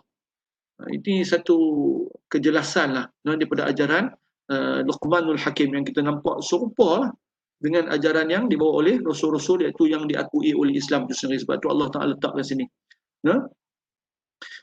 Kemudian disebut di sini juga, wahai anakku, bersyukurlah. Dia bawa kepada pembinaan jati diri akhlak. Bersyukurlah wahai anakku dengan apa yang Allah Ta'ala berikan kepada kita. Kemudian disebutkan juga, wahai anakku, bukanlah satu kebaikan itu namanya ataupun dia dinamakan baik bila mana engkau selalu mencari ilmu tetapi engkau tidak pernah mengamalkannya. Bukanlah satu yang baik iaitu bila kita ada ilmu tapi kita tak beramal dengan ilmu. Ini kata-kata daripada Luqmanul Hakim. Ini juga dibawa dalam kata-kata pepatah-pepatah daripada ulama-ulama Islam, yang juga diambil daripada Nabi kita SAW sendiri pun. Maknanya ilmu itu harus diamalkan. Ini pun sudah lama berlalu, sudah lama disebut dalam Al-Quran sendiri, yang juga ditatahkan dia oleh Luqmanul Hakim pada satu ketika.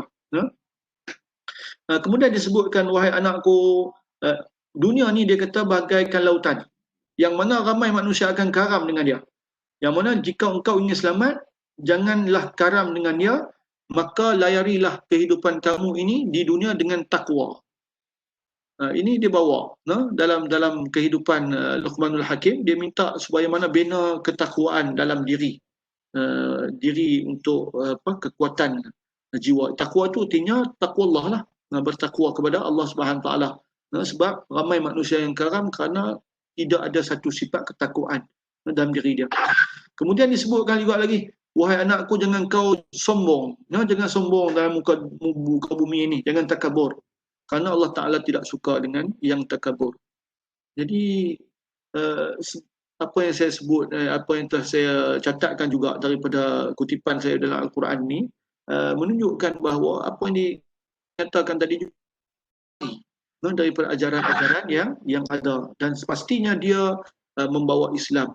Sebenarnya Luqmanul Hakim ni membawa Islam atau membawa satu fahaman mengesahkan Allah Subhanahu Wa Taala, ataupun kita sebut dalam bahasa-bahasa buku sekarang ni sebagai monotisme lah, iaitu mengesahkan Allah, satu ajaran yang cukup dimuliakan lah. Kemudian disebut di sini, wahai anakku, dia kata, tuturlah kamu dengan baik, budi pekerti kamu, bahasa kamu dengan baik, supaya mana kamu akan dipandang baik juga oleh orang lain, kerana akhlak itu memang ada pada perkataan-perkataan kita.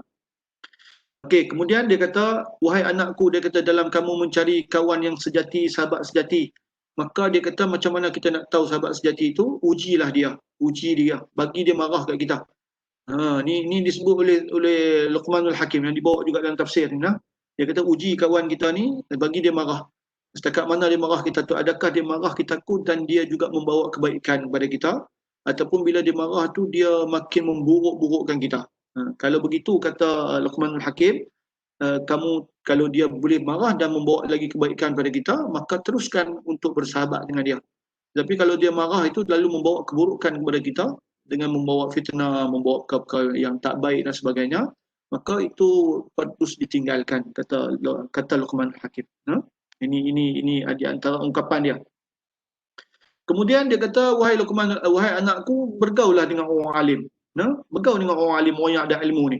Kerana yang ada ilmu ni dia akan membawa satu kebaikan. Seperti mana yang moderator katalah, orang falsafah ni sama ada Islam ke tak Islam ke, maka dia akan bawa kebaikan ataupun kesopanan dia tu. Itu juga ada kebenaran dia. Sebab apa? Ilmu sebenarnya memberikan didikan tarbiyah kepada kita sebenarnya. Dengan ilmu itulah kita pimpin perkataan kita, pimpin jiwa kita, pimpin apa yang kita nak bawa dalam hidup kita hari ini. Itulah gunanya ilmu, berbanding dengan nafsu. Yang mana nafsu ni ialah nafsu nak marah, kita marah je. Nafsu kita nak maki hamun, kita maki hamun je. Nafsu ni nak bertumbuk, kita tumbuk je. Tapi yang akan cuba untuk memberikan guideline kepada kita itu adalah ilmu. Dengan ilmu tu tadi dia akan membawa kesabaran pada hidup kita. Ini di antara apa yang saya cuba untuk keluarkan pada tuan-tuan dan puan-puan sekalian, dan banyak lagi sebenarnya, hampir puluhan juga daripada apa yang saya cuba kutip daripada penafsiran-penafsiran para ulama dengan tujahan-tujahan yang ada pada mereka berkenaan dengan ajaran yang dibawa oleh Luqmanul Hakim ini. Jadi maknanya secara jelas, ajaran Luqmanul Hakim adalah ajaran yang dibawa oleh para nabi dan para rasul-rasul yang diutuskan oleh Allah Subhanahu Wa Taala. Dan beliau adalah seorang lelaki yang soleh, manusia untuk melakukan kebaikan di muka bumi ini, dan diberikan suatu kelebihan pada Luqmanul Hakim ialah hikmah yang Allah Ta'ala sendiri menyebut wa laqad atayna Luqmanul hikmata. Kami telah memberikan kepada Luqman itu satu kehebatan hikmah. Maknanya hikmah ni adalah berfungsi juga dengan akal. Sebut hikmah ni dia datang daripada akal sebenarnya. Yang mana dengan akal itulah terangkum padanya hal-hal yang berkaitan tentang pemikiran, hal-hal yang berkaitan tentang tata cara kehidupan, hal-hal yang memikirkan tentang semua hal-hal urusan-urusan dalam penghidupan hari ini. Yang mana dengan hikmah itu boleh menjadi pendorong, boleh jadi pendukung, menjadi penguat kepada apa yang didatangkan kepada manusia sesuai dengan apa yang pada manusia itu yang Allah Ta'ala anugerahkan. Kelebihan yang ada pada manusia ni tuan-tuan dan puan sekalian adalah pada akal. Ini yang sebenarnya membezakan kita dengan makhluk lain. Sebab makhluk lain kalau nak dibandingkan dengan kita ni ada banyak persamaannya. Dari sudut anggota ada sedikit makhluk lain yang sama dengan kita, berdaging, bertulang, berdarah, dan ada juga yang rupanya hampir-hampir, walaupun mungkin dia berbulu, kita kurang berbulu dan sebagainya. Dan ada juga daripada perkara lain, umpama sifat-sifat yang ada pada kita serupa juga dengan sifat-sifat yang ada pada haiwan lain ataupun makhluk yang lain. Tapi kelebihan satu yang tidak ada pada mana-mana makhluk lain, iaitu akal. Ada pemikiran yang Allah Ta'ala bagi kejelasan pada kita. Sebab itu tentang pemikiran inilah yang menjadi tunjang kepada kehidupan kita hari ini. Dan juga dalam satu hal, ini juga disebut seringkali disebut oleh Allah Taala dalam Al-Quran, dan dengan beberapa perkataan-perkataan seperti ulil albab, ya ulil absar, dan afala tatafakkarun, dan ini perkara-perkara yang sebenarnya menjadi satu daripada tujahan-tujahan yang nak dibawa ataupun yang telah dibawa oleh Allah Taala ataupun telah didatangkan oleh Allah Taala kepada umat Muhammad sallallahu alaihi wasallam, mengambil intipati-intipati yang ada dalam kehidupan seorang manusia, seorang insan yang Allah Taala bagi ketinggian darjat kepada dia, yang digelarkan dengan Luqman, walaupun ia sebagai satu gelaran, kata setengah ulama, dan ada juga ulama mengatakan itu nama dia, tapi kebanyakan ulama lain menyebut itu adalah gelaran kepada Luqman ini. Wallahu a'lam. Setakat itu, moderator, moga-moga memberi manfaat kepada yang lain. Alhamdulillah, terima kasih kepada PM Dr. Khadafi. Terima kasih juga lah kerana membaca minda saya saat ini. Memang saya nak minta supaya diberi masa lagi 1 minit untuk menghabiskan tadi. Alhamdulillah. Jadi kita teruskan kepada Prof. Dr. Hazim. Sebenarnya soalan yang sama jugalah, iaitu berkenaan dengan ajaran dan pendekatan yang dibawa serta digunakan oleh Socrates sepanjang hayat beliau. Silakan Prof. Saya juga nak berpesanlah kepada panelis kita, nanti kita ikut time frame. Walaupun saya tak sampai hati nak tegur sebab seronok dengar. Terima kasih. Baik, boleh mula? Boleh saya mula? Putus-putus saya dengar suara tadi. Boleh saya mula sekarang? Ya. Okey. Baik, jadi kita teruskan dengan pusingan kedua. Nampak macam heatingnya pusingan pertama, pusingan kedua. Tak apalah. Ini heavyweight intellectual boxing. Okey. Jadi apakah ajaran yang dibawa oleh Socrates dan apakah pendekatan yang digunakan oleh beliau? Jadi seperti yang saya katakan tadi, yang to be consistent, pada saya Socrates tidak membawa apa-apa ajaran secara conscious ataupun dirancang bahawa dia ada satu fahaman, bahawa misalnya macam sekarang ini kita ada fahaman apa-apa liberalisme ke marxisme ke, kemudian kita susun idea-idea kita dan kita bawa ke tengah. Tapi pendekatan Socrates tidak begitu. Dan di sini kalau saya boleh gunakan perkataan ilham, beliau banyak didorongi oleh ilham dari suara halus dari dalam. Dan dengan itu boleh kita katakan bahawa bukan dirinya yang bercakap kadang-kadang, tapi suara halus yang mengajarnya apa yang harus dipertuturkan. Jadi dari segi itu, ini saya anggap antara wahyu dan hikmah, it's in between the two.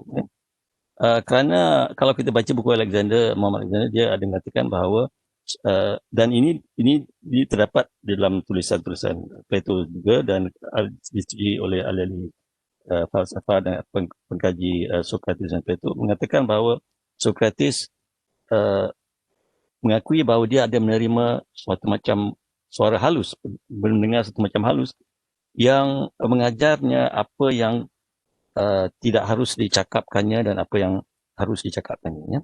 Lebih kepada apa yang tidak harus dicakapkannya. Jadi ia menerima seolah-olah satu macam guidance, panduan dari sesuatu yang luar dari dirinya, yang membantunya di dalam usaha, boleh saya katakan, berdakwah kepada manusia. Tetapi beliau tidak mempunyai suatu rencana atau rancangan tentang apa yang nak disampaikannya. Bukan seperti Karl Marx, dia nulis buku kemudian dia ajar fahaman Marxisme, tidak begitu. Tapi walau apapun, memang ada mesej yang dibawa oleh Socrates, seperti yang terdapat dalam tulisan-tulisan Plato. Hasilnya ada, walaupun bukan direncanakan. Tapi bila dizahirkan, dikeluarkan, maka kita nampak akan apakah idea-idea tersebut. Dan di sini beliau, pada pandangan saya, beliau bermula dengan pendekatan kenali dirimu. ya. Dan ini juga sesuatu yang kita dapat terdapat dalam pendekatan ahli-ahli sufi, ya, iaitu jalan hati, the way of the heart, ya. Iaitu mesti mendalami diri kita dahulu, ya. Dan bagi orang sufi, dan mereka juga mungkin menyebut hadis yang mengatakan bahawa mereka yang mengenali diri mereka akan mengenali Tuhannya, ya. Tuhannya, bukan Tuhan. Jadi dialog Socrates itu, the famous Socratic dialogue, bertujuan untuk membuatkan seseorang itu faham tentang dirinya melalui kefahaman tentang pemikirannya. Itu peringkat the conscious level, supaya dia akhirnya boleh masuk ke dalam lagi, mengenali akar umbi dirinya. Tetapi the first level is the level of conscious thought. Itu sebab ianya diterima sebagai ahli falsafah kerana ada rational argumentation di dalam dialognya. Ada rational argumentation. Tetapi bagi saya, ya, rational argumentation dan the Socratic so-called dialectical method, the Socratic dialogue ni, itu cuma sebagai suatu alat kepada suatu matlamat yang lebih dalam, more profound, objektif, ya. Dan dengan itu kita tidak boleh menganggap misalnya Socrates sebagai seorang rationalist semata-mata, ya. Tetapi seorang yang menggunakan kaedah rasionalisme untuk mencapai sesuatu matlamat yang lebih hakiki dan mendalam, iaitu mengenali diri dan mengenali penciptanya dan sebagainya. Dan Socrates tidak menafikan akan kewujudan ruh manusia itu yang wujud sebelum kelahirannya dan juga terus wujud secara abadi selepas kematiannya. Dan dari sini ada persamaan dengan fahaman agama, ya, kerohanian tentang kerohanian. Dan Socrates seperti saya katakan tadi, di dalam dialognya begitu tajam pemikirannya, dan soalan-soalan yang diajukannya bertujuan untuk mencari kelemahan di dalam sesuatu pengujian,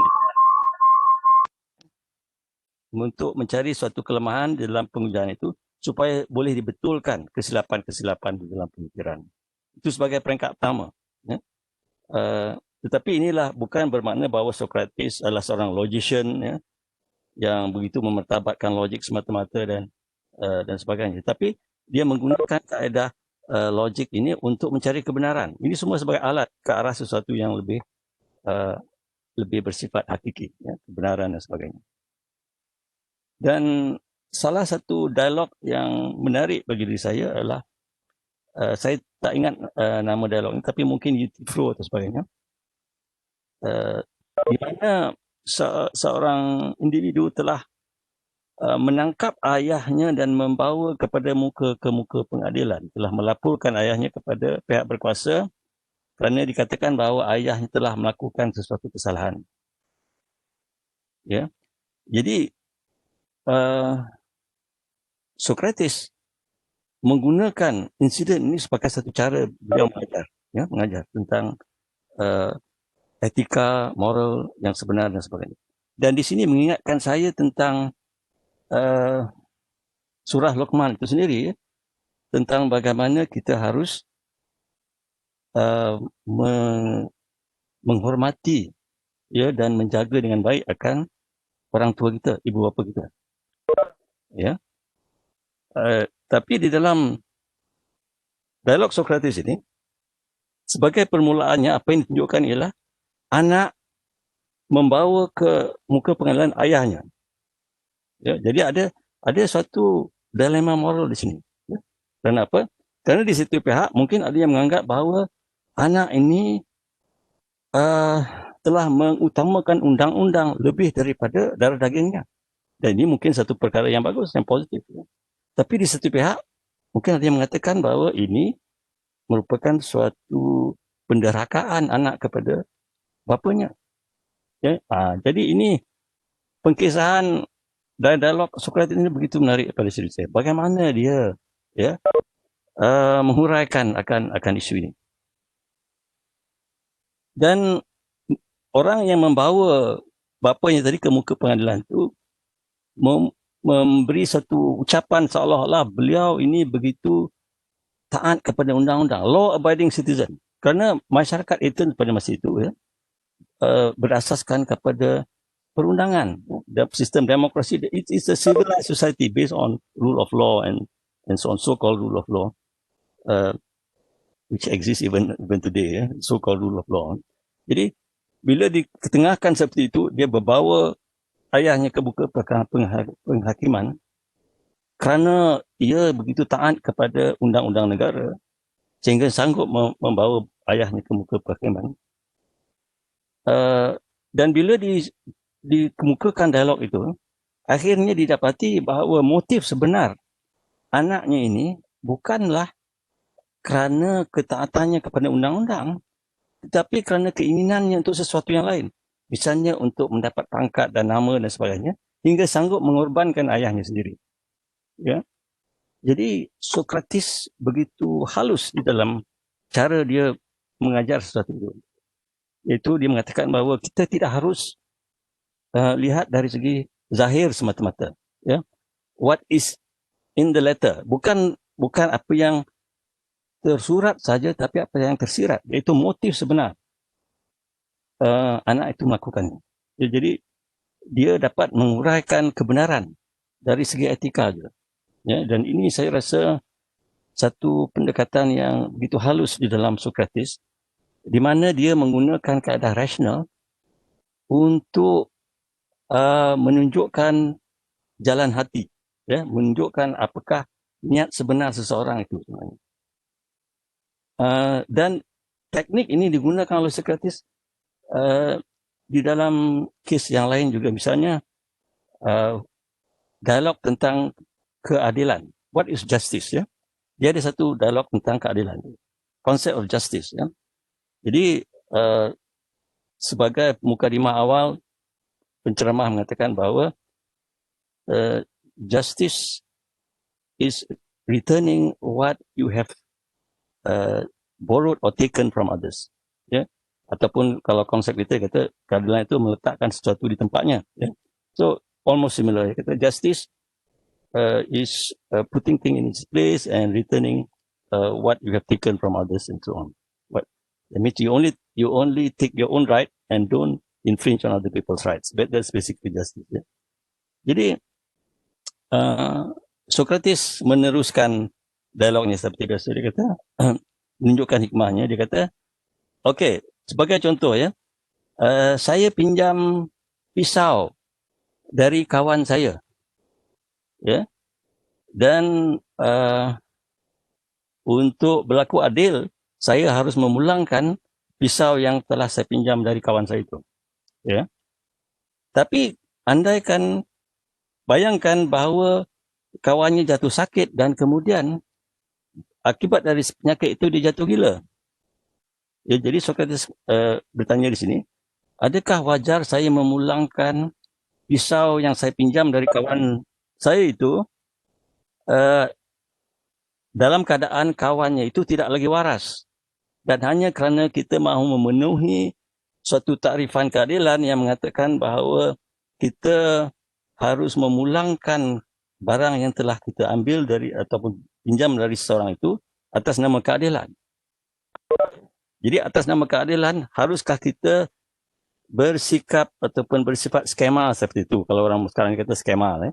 Jadi di situ jelas menunjukkan bahawa there is an exception to certain things and we have to use our discretion. Tak boleh secara literal melihat sesuatu itu secara luarannya saja, secara apa yang dikatakan secara buku teks saja. Ya, kita mesti ada discretion.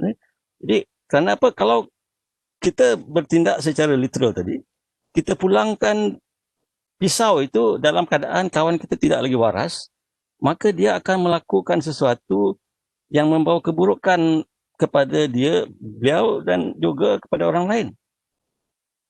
Ya, jadi konsep justice itu harus diberi perhatian secara menyeluruh. Ya, bukan hanya terikat kepada definisi dan sebagainya. Jadi ini antara pendekatan Sokrates yang saya rasa menunjukkan hikmah yang ada pada dirinya. Dan juga dari segi fahaman ketuhanannya, Sokrates tidak bersetuju ataupun berbeza daripada mereka yang hidup di zamannya pada masa itu di Athens, yang mempercayai akan kewujudan kepelbagaian Tuhan. Dia politis basically ada. Tapi kita tahu dalam tamadun Greek pada masa itu dia ada banyak Tuhan, ya. Zeus, Prometheus, Poseidon dan sebagainya, ada Gaia dan sebagainya. Yang ada yang menjaga langit, ada yang menjaga bumi, ada yang menjaga laut dan sebagainya. Tetapi Sokrates tidak mempercayai akan adanya dewa-dewa yang mempunyai tugas-tugas portfolio mereka tertentu. Dia basically he's a monotheist. Seperti juga ahli falsafah sebelumnya, ya, seperti Xenophanes dan sebagainya. Sudah ada fahaman monotheism ini. Tetapi bukannya menjadi ikutan yang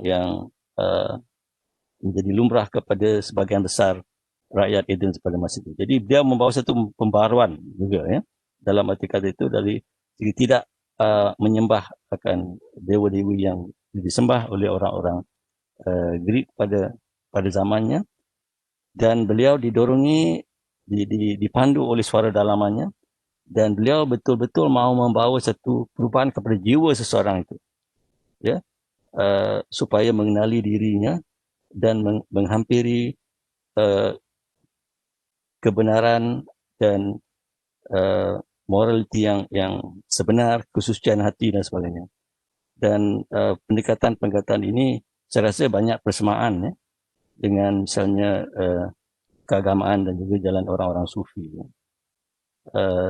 Tetapi dihuraikan dalam bentuk dialog yang rasional. Ini yang membuatkan beliau dapat diterima oleh ahli falsafah barat, kerana beliau tidak hanya menyampaikan satu pandangan mistik misalnya mengenai roh. Ya, kalau kita sebut tentang roh, biasanya itu satu perbincangan yang boleh dilanjutkan mengenai pendekatan mistisisme dan sebagainya. Tetapi di dalam Phaedo, Sokrates memberi hujah-hujah tentang kewujudan roh dan sifat-sifat roh itu.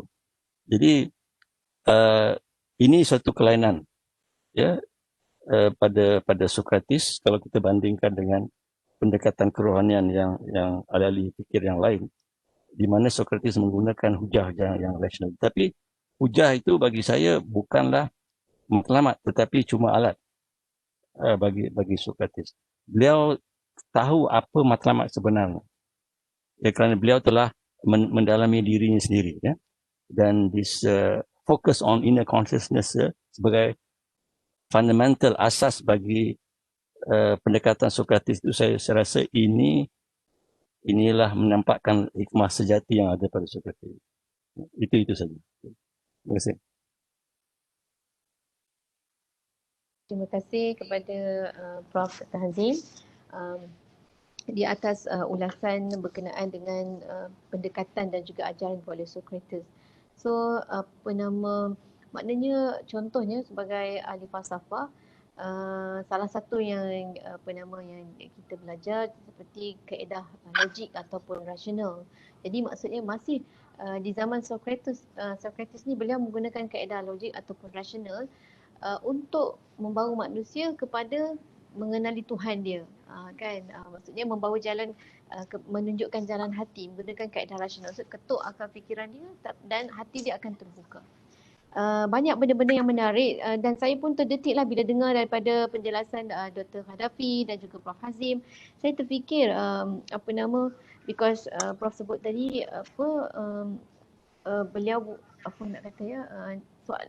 yang terlintas adalah Islam sampai tak di Athens ataupun di Greece pada masa tersebut, di era Sokrates tu, adakah agama Islam sampai ataupun bukan Islam, agama wahyu lah, agama tauhid ni kan, tentang keesaan Tuhan ni, adakah sampai mesej tersebut di era ataupun waktu kehidupan Sokrates? Itu yang terlintas di fikiran saya lah berkenaan dengan garis masa zaman Nabi yang mana. Tapi bukan itu soalan yang saya akan lontarkan. Mungkin kemudian kalau ada masa untuk Prof dan juga Dr. Hadafi respon. Baik, pusingan yang terakhir kita ni, kita akan ambil masa 5 minit sahaja bagi setiap ahli panel.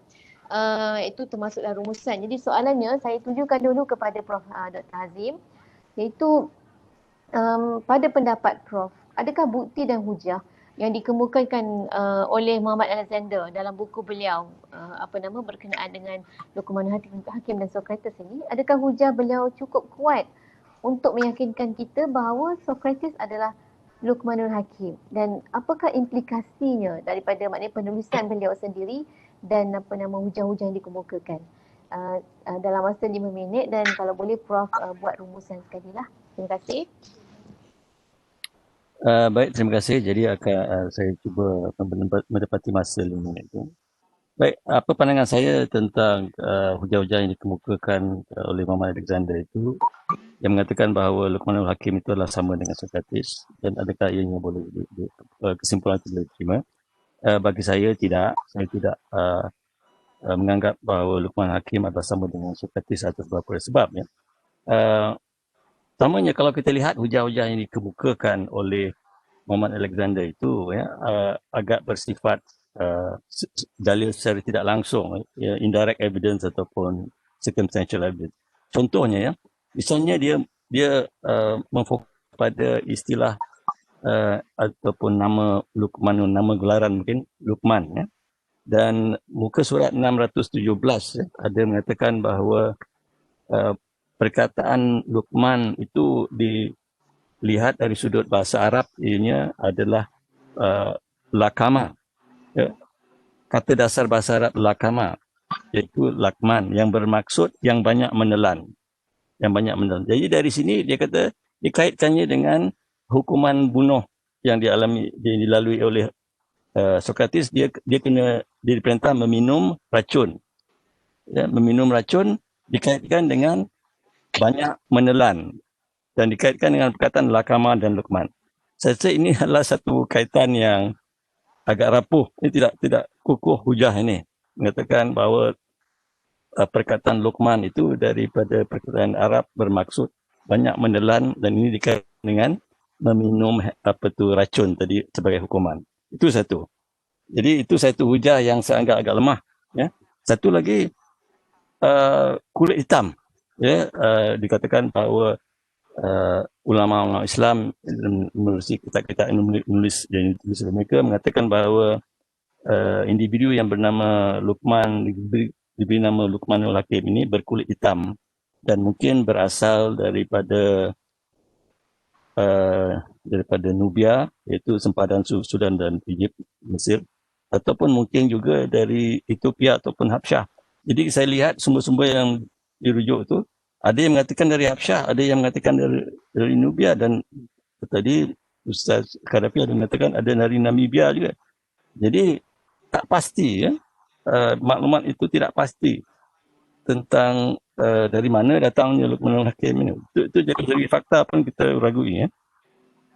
Dan setahu saya dalam tulisan-tulisan barat mengenai Sokrates, tidak ada yang mengatakan bahawa Sokrates itu berkulit hitam ataupun mempunyai darah Afrika.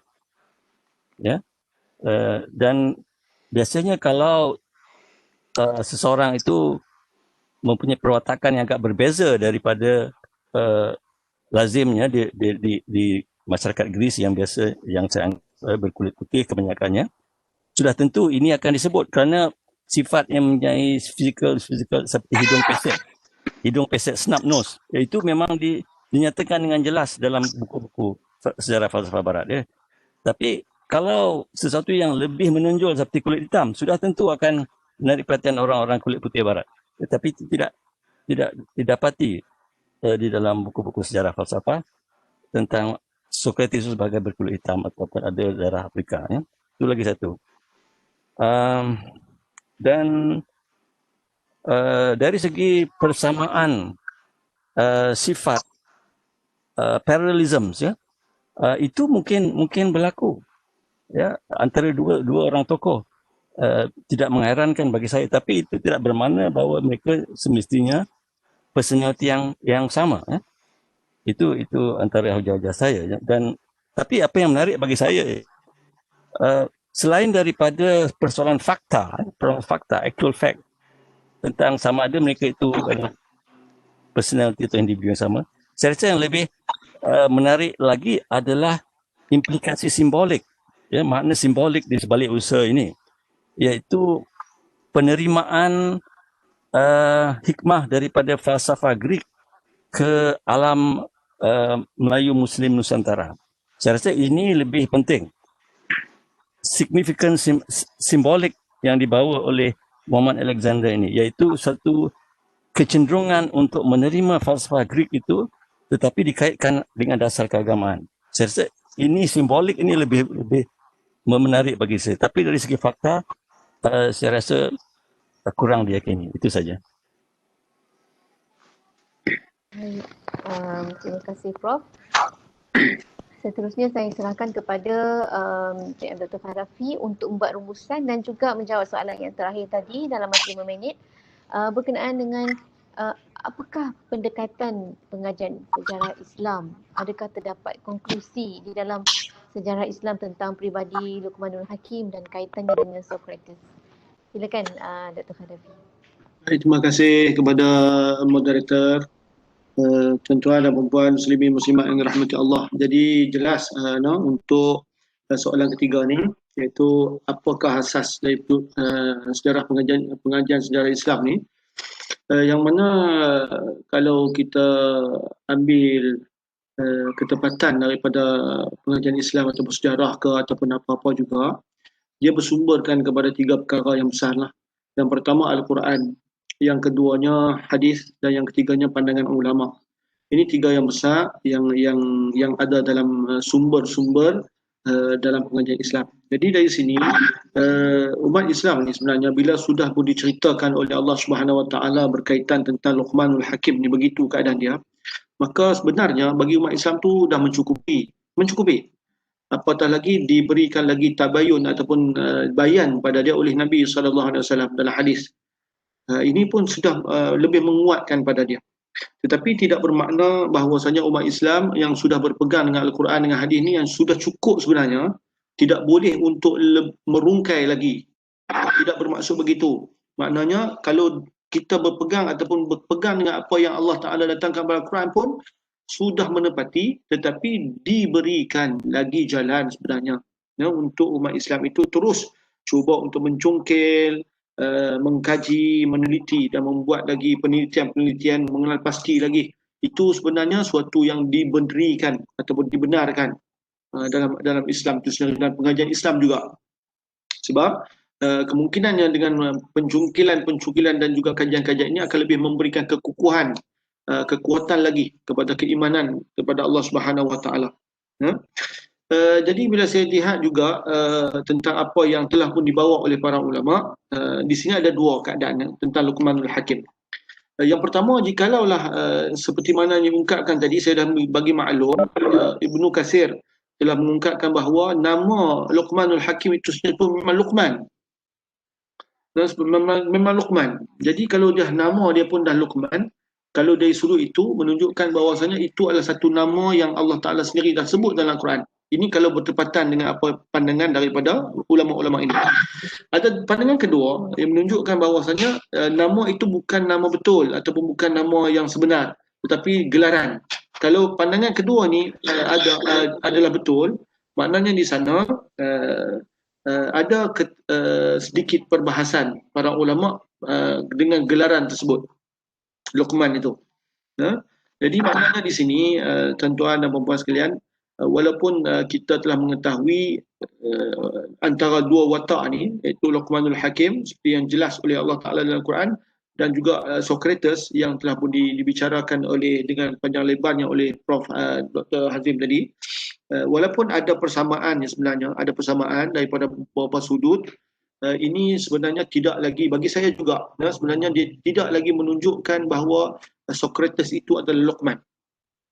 Sebab jikalau mana Socrates ini beriman kepada Allah Ta'ala dan dia mengikuti ajaran-ajaran dibawa oleh Nabi-Nabi dan Rasul-Rasul, dan juga mendapat ilham daripada Allah SWT, pastinya dia juga akan membawa perkara yang sama yang dibawa oleh Luqman, yang dibawa juga oleh Rasul-Rasul. Saya dah ungkap dah untuk pertemuan kita yang kedua tadi, bahawasanya apa yang dibawa oleh Luqman sama dengan apa yang dibawa oleh Rasul. Jadi Apa sebab dia? Sebab dia Luqman ni adalah seorang yang beriman. Sokrates juga begitu. Kalau dia beriman kepada Allah Ta'ala, bermakna dia juga akan bawa seumpama yang dibawa oleh Luqmanul Hakim. Jadi di sini, kalau kita nak katakan Luqman itu adalah Sokrates, agak pincang jugalah, sebab seumpama yang Prof Hazil sebutkan tadilah, beberapa hujahan-hujahan yang dibawa oleh seorang penulis buku yang kita hormati juga dia, iaitu Muhammad Alexander ni, dari sudut perkataan nama Luqman tu dengan Luqmah, dan juga dari sudut warna kulit. Dua ketetapan ini menjadi satu asas yang besar yang dibawa oleh Muhammad Alexander ni. Kita rasa itu juga, saya pada pandangan saya lah, itu juga sebenarnya tidak sangat mengukuhkan kesabitan bahawasanya Luqmanul Hakim itu adalah Sokrates. Tapi walau macam mana sekalipun, bagi kita apa yang telah dilakukan, yang cuba dibuat kajian, yang telah pun dibuat penelitian oleh Muhammad Alexander itu perlu kita bagi pujian lah. Dan sebab itu salah satu daripada gerak kerja dia berjalan untuk cuba mencungkil. Mungkin cungkilan ini hanya sekadar itu buat seketika. Mungkin ada lagi selepas ini daripada pemikir-pemikir Islam, sarjana nasional Islam, yang boleh menjadikan buku Muhammad Alexander ini sebagai asas juga untuk cuba terus mendalami lagi. Mungkin di sana mungkin akan terbit nanti perkara-perkara yang boleh memberikan kesabitan yang jelas. Adakah Sokrates ataupun Luqman Hakim ini adalah orang yang sama ataupun sebaliknya nanti. Itulah sedikit apa yang saya ingin ungkapkan bagi tuan-tuan dan puan-puan. Jadi saya serahkan baliklah pada tuan-tuan dan puan-puan sebenarnya nak menentukan dia dengan apa yang kami bawa hari ini pada petang ni. Tapi bagi saya serupalah dengan apa yang diungkapkan oleh Prof Dr. Hazim, iaitu saya juga sebenarnya masih lagi meragui ataupun apa yang dibawa oleh Muhammad Alexander ni, sebab ada lagi pandangan-pandangan yang sebenarnya tak memberikan kecucukan tentang apa yang ada pada Luqmanul Hakim dan apa yang ada pada Sokrates itu. Kalau ia betul, kita bersyukur pada Allah Ta'ala. Kalau dia tidak betul pun tidak mendatangkan dosa, kerana dia hanya sekadar kajian yang sebenarnya kajian ini memberikan impak yang baik kepada kehidupan kita semua. InsyaAllah setakat itu. Mohon maaf banyak-banyak jika terkasar bahasa atau lagak bicara. Aku qauli hadza wa astaghfirullahalazim li wa lakum. Assalamualaikum warahmatullahi wabarakatuh. Assalamualaikum warahmatullahi wabarakatuh. Terima kasih kepada panelis kita yang kedua. Sekarang ni apa nama, saya rasa kita tak ada nak buat rumusan telah dibuat oleh kedua-dua orang panelis tadi. Pandangan telah pun diberikan. Kita jelaslah bahawa kedua-duanya bukanlah individu ataupun personaliti yang sama. Mereka kedua-duanya berbeza. Tinggal lagi kedua-duanya Luqmanul Hakim dan juga Sokrates ni adalah individu ataupun personaliti yang hebat, yang diangkat kedua-duanya dalam zaman mereka. Seperti Luqmanul Hakim termaktub namanya dalam Al-Quran, disebut Allah angkat kedudukan beliau, kehebatan beliau, ketauhidan beliau, bagaimana beliau mengajar anak-anaknya, sehingga namanya disebut dalam Al-Quran dan akan diingat sampailah ke akhir zaman. Dan Sokrates pula begitu juga beliau diangkat oleh masyarakatnya dan anak-anak murid beliau, dan namanya juga tersohor serta ilmu dan hikmah yang diberikan itu menjadi foundation yang kukuh dalam perkembangan dan pembinaan ilmu falsafah. Jadi kedua-duanya mempunyai kehebatan tersendiri dan ada perkara-perkara baik yang memang mereka bawakan. Sekarang ni kita nak buka kepada sesi soal jawab. Jika ada soalan-soalan ataupun apa-apa sajalah kemusykilan yang ingin ditanya oleh tuan-puan semua, dipersilakanlah untuk mengutarakan soalan. Terima kasih.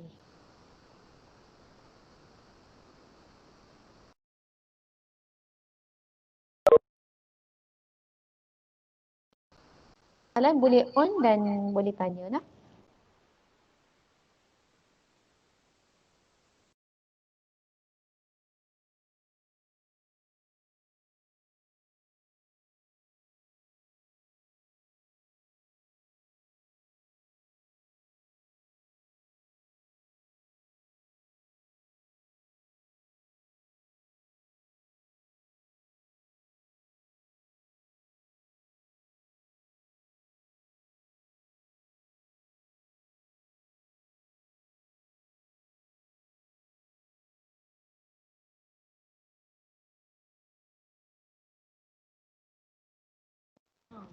Kalau tak ada yang nak bertanya, boleh tak saya nak bertanya?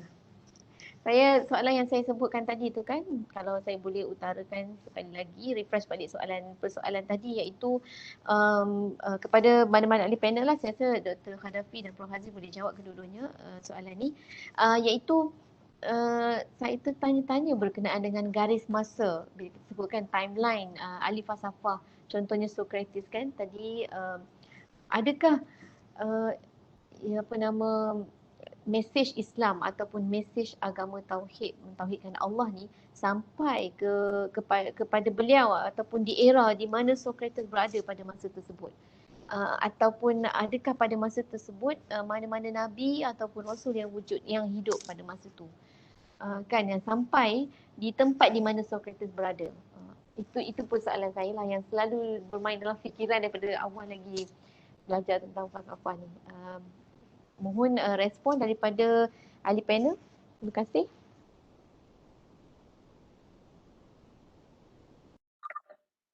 Prof nak jawab dulu ke? Macam mana Prof? Silakan. Okey, baik. Terima kasih kepada moderator yang bertanya. Okey, adakah pada ketika itu ataupun agama tauhid ini sampai ataupun tidak ke etern ni? Okey. Seperti mana yang kita maklumlah bahawasanya bila sesuatu masyarakat itu timbul. Ini disebut dalam bidayah wan nihayah. Dan juga disebut juga dalam kitab Milal wan Nihal, iaitu bila sesuatu masyarakat itu wujud, maka pasti Allah Subhanahu Wa Taala akan mengirimkan utusan-utusannya kepada ahli-ahli masyarakat tersebut. Ini Allah Ta'ala juga cerita dengan jelasnya dalam Al-Quran. Ada rasul-rasul yang Allah Ta'ala ceritakan dalam Al-Quran. وَالرَّسُولٌ قَدْ قَصَصْنَاهُمْ عَلَيْكَ وَالرَّسُولٌ لَنْ نَقْصُصْنَاهُمْ عَلَيْكَ. Allah Ta'ala bagi tahu kepada Nabi kita SAW bahawasanya ada daripada kalangan rasul itu yang aku sebut nama dia dalam Al-Quran dan bagi maklum kepada Nabi kita SAW dengan jelas. Dan ada juga rasul-rasul dan nabi-nabi ini yang mana Allah Ta'ala tidak bagi maklum kepada Nabi kita SAW. Dari sini pun cukup untuk memberikan satu kejelasan kepada kita bahawasanya apa yang telah diberikan pandangan oleh ulama, tiap-tiap masyarakat yang ada itu di dalam bumi Allah Ta'ala ni pastinya tidak akan terlepas daripada mereka itu akan didatangkan dengan utusan Allah Ta'ala. Sama ada dia itu seorang rasul ataupun dia itu seorang nabi ataupun orang-orang saleh yang akan diberikan pimpinan oleh Allah SWT. Jikalau mana dia rasul dan nabi mungkin didatangkan dalam bentuk mukjizat, tapi kalau didatangkan dalam bentuk orang yang soleh, didatangkan dalam bentuk ilham kepada dia dan dengan beberapa kelebihan-kelebihan lain. Jadi di etern ni bagi saya, pandangan saya lah bahawasanya tidak akan terlepas. Pasti suatu yang mendasari kepada pengetahuan tentang kewujudan Allah yang Maha Esa ini pasti akan Allah Ta'ala berikan dengan sifat yang ada pada Allah Ta'ala sendirilah, yang Maha Alim, yang Maha Mengetahui, yang segala-galanya.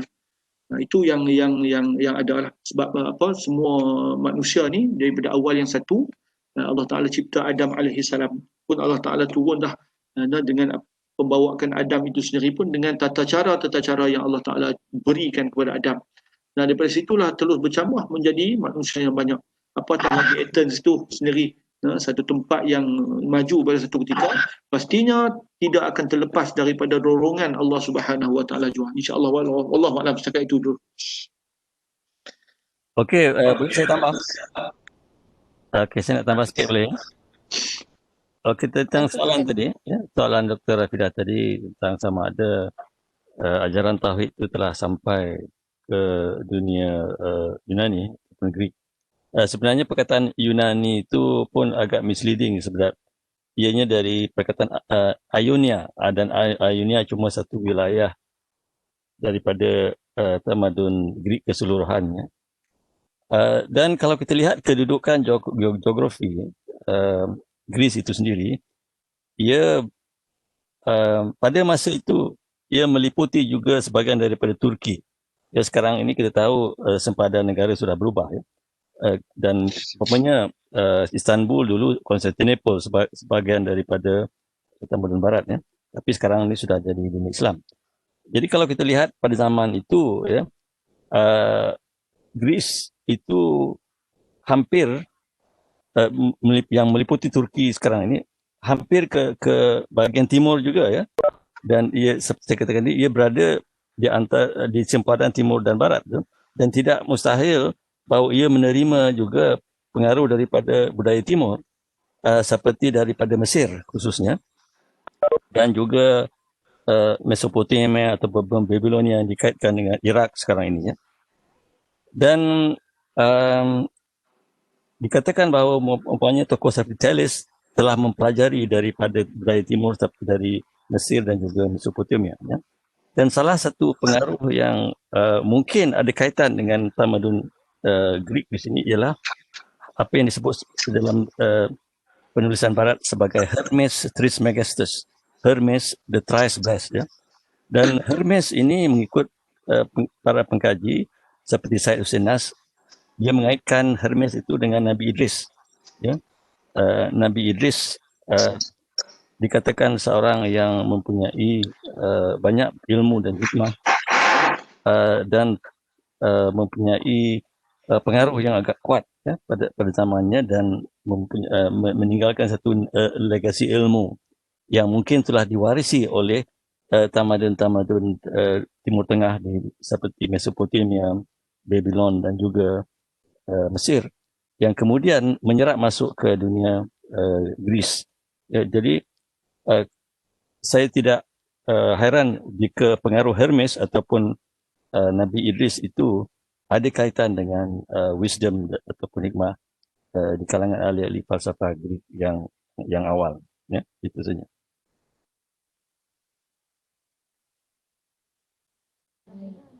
Terima kasih Prof di atas pencerahan tersebut. Sekurang-kurangnya terjawab jugalah persoalan yang dah lama bermain dalam fikiran berkenaan dengan apa nama timeline, garis masa ahli falsafah ni, dan juga apa nama kita kata mesej Islam tu sendiri. Ada lagi kesoalan daripada mana-mana apa nama hadirin hadirat audiens kita hari ini? Kalau tak ada, ada satu komen lah, Socrates is one of the prophets. Adakah Socrates itu salah seorang pada Nabi? Jadi kalau kita lihat daripada penjelasan daripada kedua ahli panel tu, mungkin kita boleh mencapai jawapan kita lah ataupun kefahaman daripadanya. Saya rasa setakat itu, kerana sekarang jam pun sudah menunjukkan pukul 4, kita dah ambil masa setengah jam. Perbincangan yang sangat menarik, perkongsian yang sangat menarik, banyak benda yang dikupas oleh kedua-dua ahli panel, dan kita mencapai satu milestone. Sekurang-kurangnya kita mendapat ilmu pengetahuan sedikit sebanyak berkenaan dengan kedua-dua personaliti ini, dan juga memberi pencerahan kepada kita juga tentang ilmu falsafah sedikit sebanyak, kan. Saya mengucapkan terima kasih kepada semua yang menghadirkan diri, memberi ruang dan masa untuk sama-sama di petang ini untuk mendengar perkongsian dan juga kupasan daripada kedua-dua ahli panel. Saya ucapkan ribuan terima kasih di atas kesudian Profesor Dr. Muhammad Azim Shah, Haji Abdul Murad, dan juga Profesor Madya Dr. Muhammad Khadafi Haji Rafi untuk bersama-sama kita berkongsi dan mengupas, mengambil masa masing-masing untuk bersama dengan kita di sebalik, di celah-celah kesibukan dan tuntutan kerja kedua-dua panelis. Sehingga itu insya-Allah kita harap kita akan berjumpa lagi di siri wacana suluh falsafah yang ketiga, insya-Allah di tahun hadapan. Jadi kita tutup tahun ini dengan satu program yang saya rasa sangat bermanfaat untuk semua. Jadi dengan itu kita tutup majlis kita pada petang ini dengan tasbih kafarah dan juga suratul As. Assalamualaikum warahmatullahi wabarakatuh.